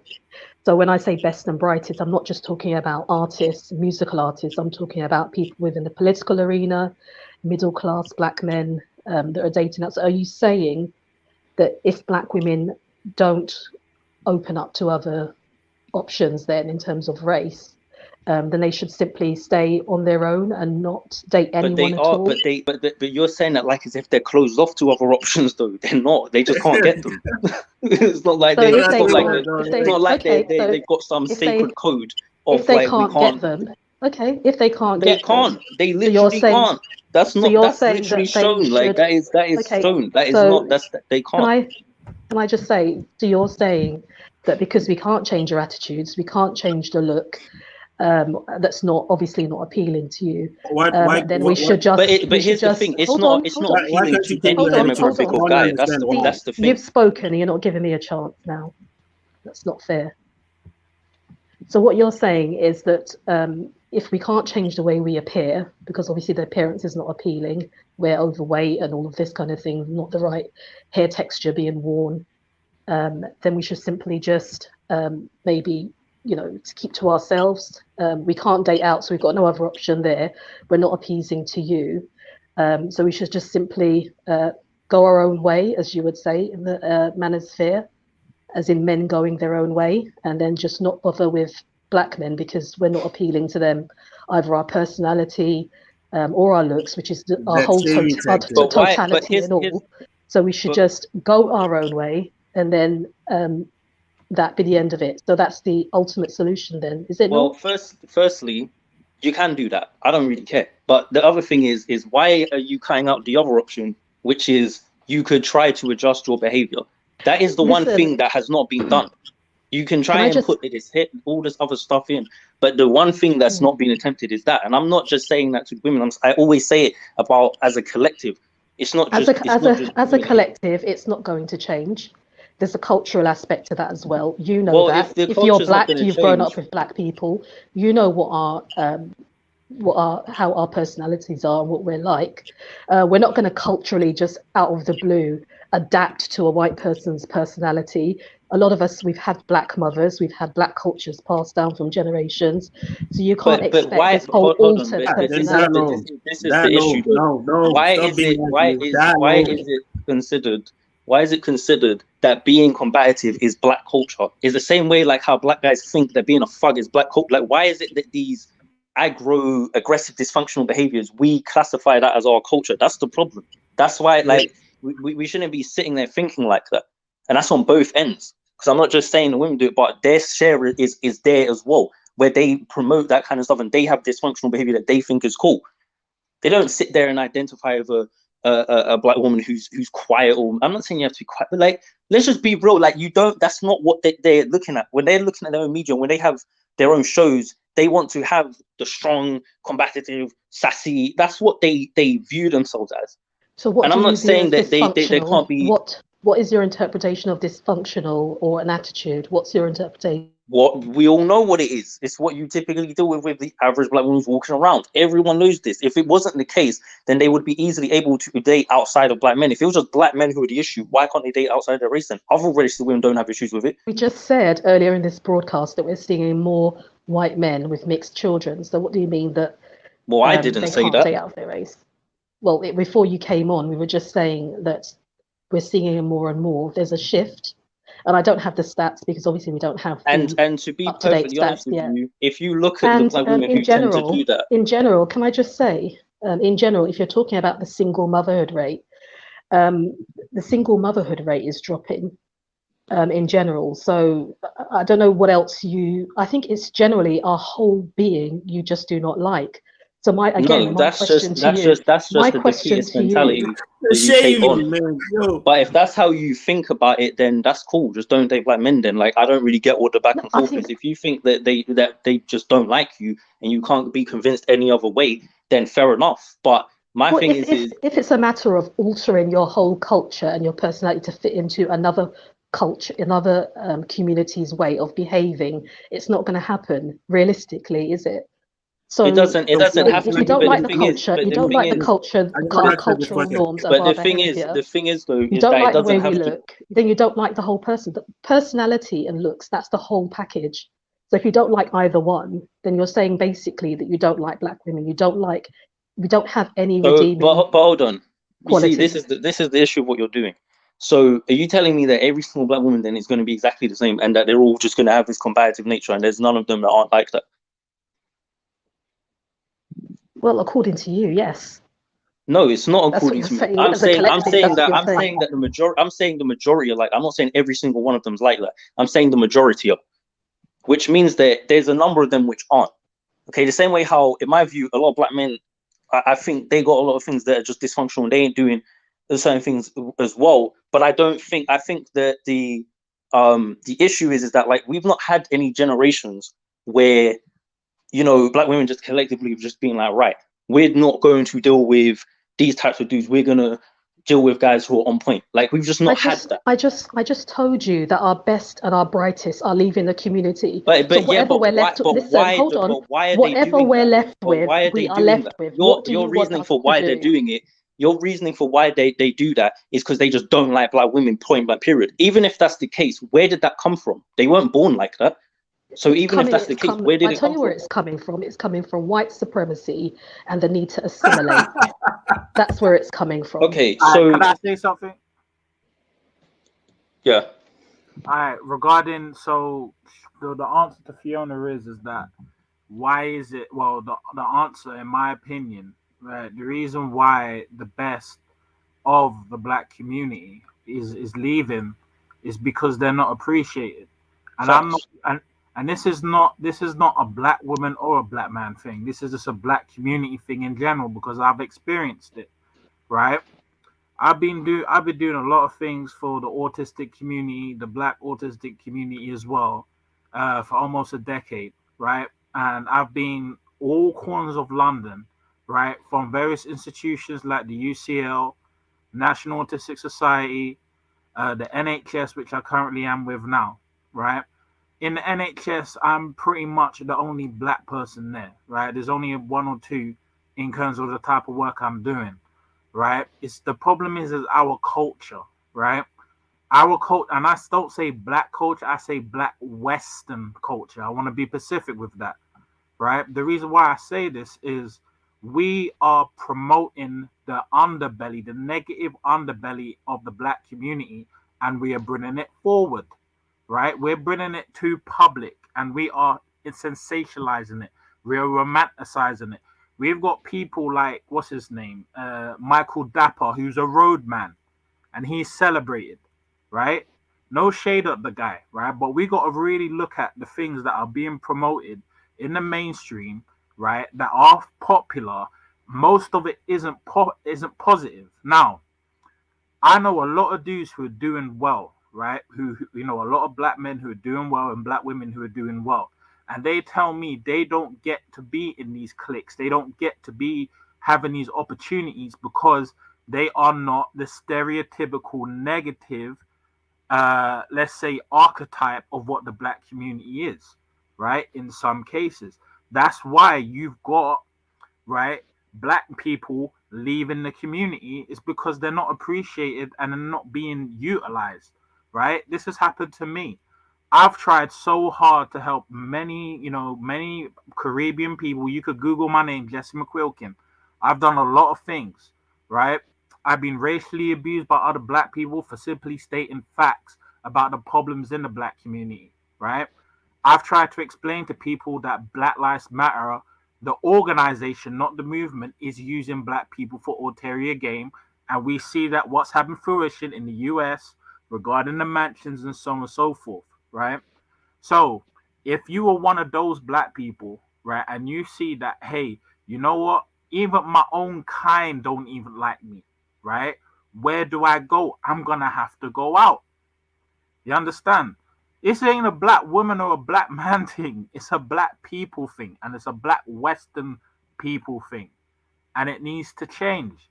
Because let me tell you something, right? There's some negative stereotypes that black men think is positive that is not actually helpful. For example, the BBC stereotype that black men are have superior. Well, that is just a stereotype. I'm not saying they do, right? Have superior sexual prowess and they've got big dicks. Well, based off science in some cases, yeah, right? And the thug culture, yeah, that's all good for a short term fling, right? That may attract that woman there for a short term or an instant gratification moment. But if you really look at it, the grand scheme of things of the image, it doesn't promote long term sustainable healthy families. You understand? That's all I gotta say. Yeah. All right, everyone. Sorry, I've just come back, but I just want to say thank you to everyone who's been contributing. I do have to sort of kind of end the stream. We've been going for like 3 hours, so I just wanted to try and close it off on around the 3 hour mark. So yeah, I always leave it to Fiona to light things up again before the end. So yeah, thanks for that. But no, honestly, White matter. I just wanted to ask Fiona this one question, though. Yeah, go ahead. So you want black men to settle? Basically, that's what you're saying. No, I just Adoptive. think you should do whatever you think is best for you. I just think in general, it appears anyway that you don't care about the sort of culture in general. It's just the appearance. and as you say, the person and the whole, the community in general. So I think you should do what's best for you. And to be fair, I've seen a lot of Black men in the UK, and they seem quite happy in those kind of unions. So yeah, I think you should do what's best for you. What But I'm saying, I don't think that as a whole, there's too much more that Black women can do to change, especially from a cultural aspect of being brought up in the sort of households that we've been brought up in. To expect a whole 180, cultural change in us is just, I think that's unreasonable. So this is why I'm asking you. So you want Black men to settle then? You want them to be with What do you mean by disruptive- settle? What do you mean by You settle? said Black women can change. You said Black women can change. They are what they are. There's nothing we can do about it. So you want hardworking Black men who build themselves up. Can I please finish my statement? You want hardworking Black men who build themselves up, who put themselves in a certain position to be with somebody who's gonna disrespect them, who's gonna be overweight, or tell them they ain't shit all day. Like I just want to get. No, I don't want that. No, I want you to go for the non-Black women. Okay, so then there's nothing to be concerned about then. No, because that's what dudes is doing. yeah, I mean that's what the collective are doing in the UK at the moment. So no, I don't have a problem with it. It's the premise, Red Pill, how you set it up. You act as if that's kind of all Black women you're settling for an inferior product. But I don't want to get too much into it. This might have to be another live stream tying to history and about because Fiona, you said something which is something I've been thinking about just in terms of the culture. This is more of a going forward and how we do seem to be losing, especially Black men. When I've seen with interracial unions, the culture drops. Caribbean households, especially. I don't know about African households, but Caribbean households, the culture seems to just goes missing. I don't know if that's a Western thing, but the culture drops. But anyway, I really do have to wrap up, everyone. So thank you, everyone, for joining the show. I just want to say big up to everybody who's in the chat and who's listening on the playback. I've not said this often enough, but please make sure you like. I've seen a few new names here. Please make sure you subscribe if you are new. I would definitely do more live streams relating to Black things in general, but especially this month because October, Black History Month. So I've got to represent for the culture. So by all means, I'll be doing more episodes. So stay tuned. I'm going to try and do a live stream Tuesday, Thursday schedule this month at the very least. But I'll definitely try and keep to it. But I may be a little bit loose with that, so don't hold me to it. But just want to say thank you to everyone who's joined: Jesy, KB, Fiona, SA Red Pill, Myth Twist. Thank you all. Thank you everyone for the chat. Yeah, I'm going to sign off right now. Thanks everyone. And until next time, we're out of here. Peace.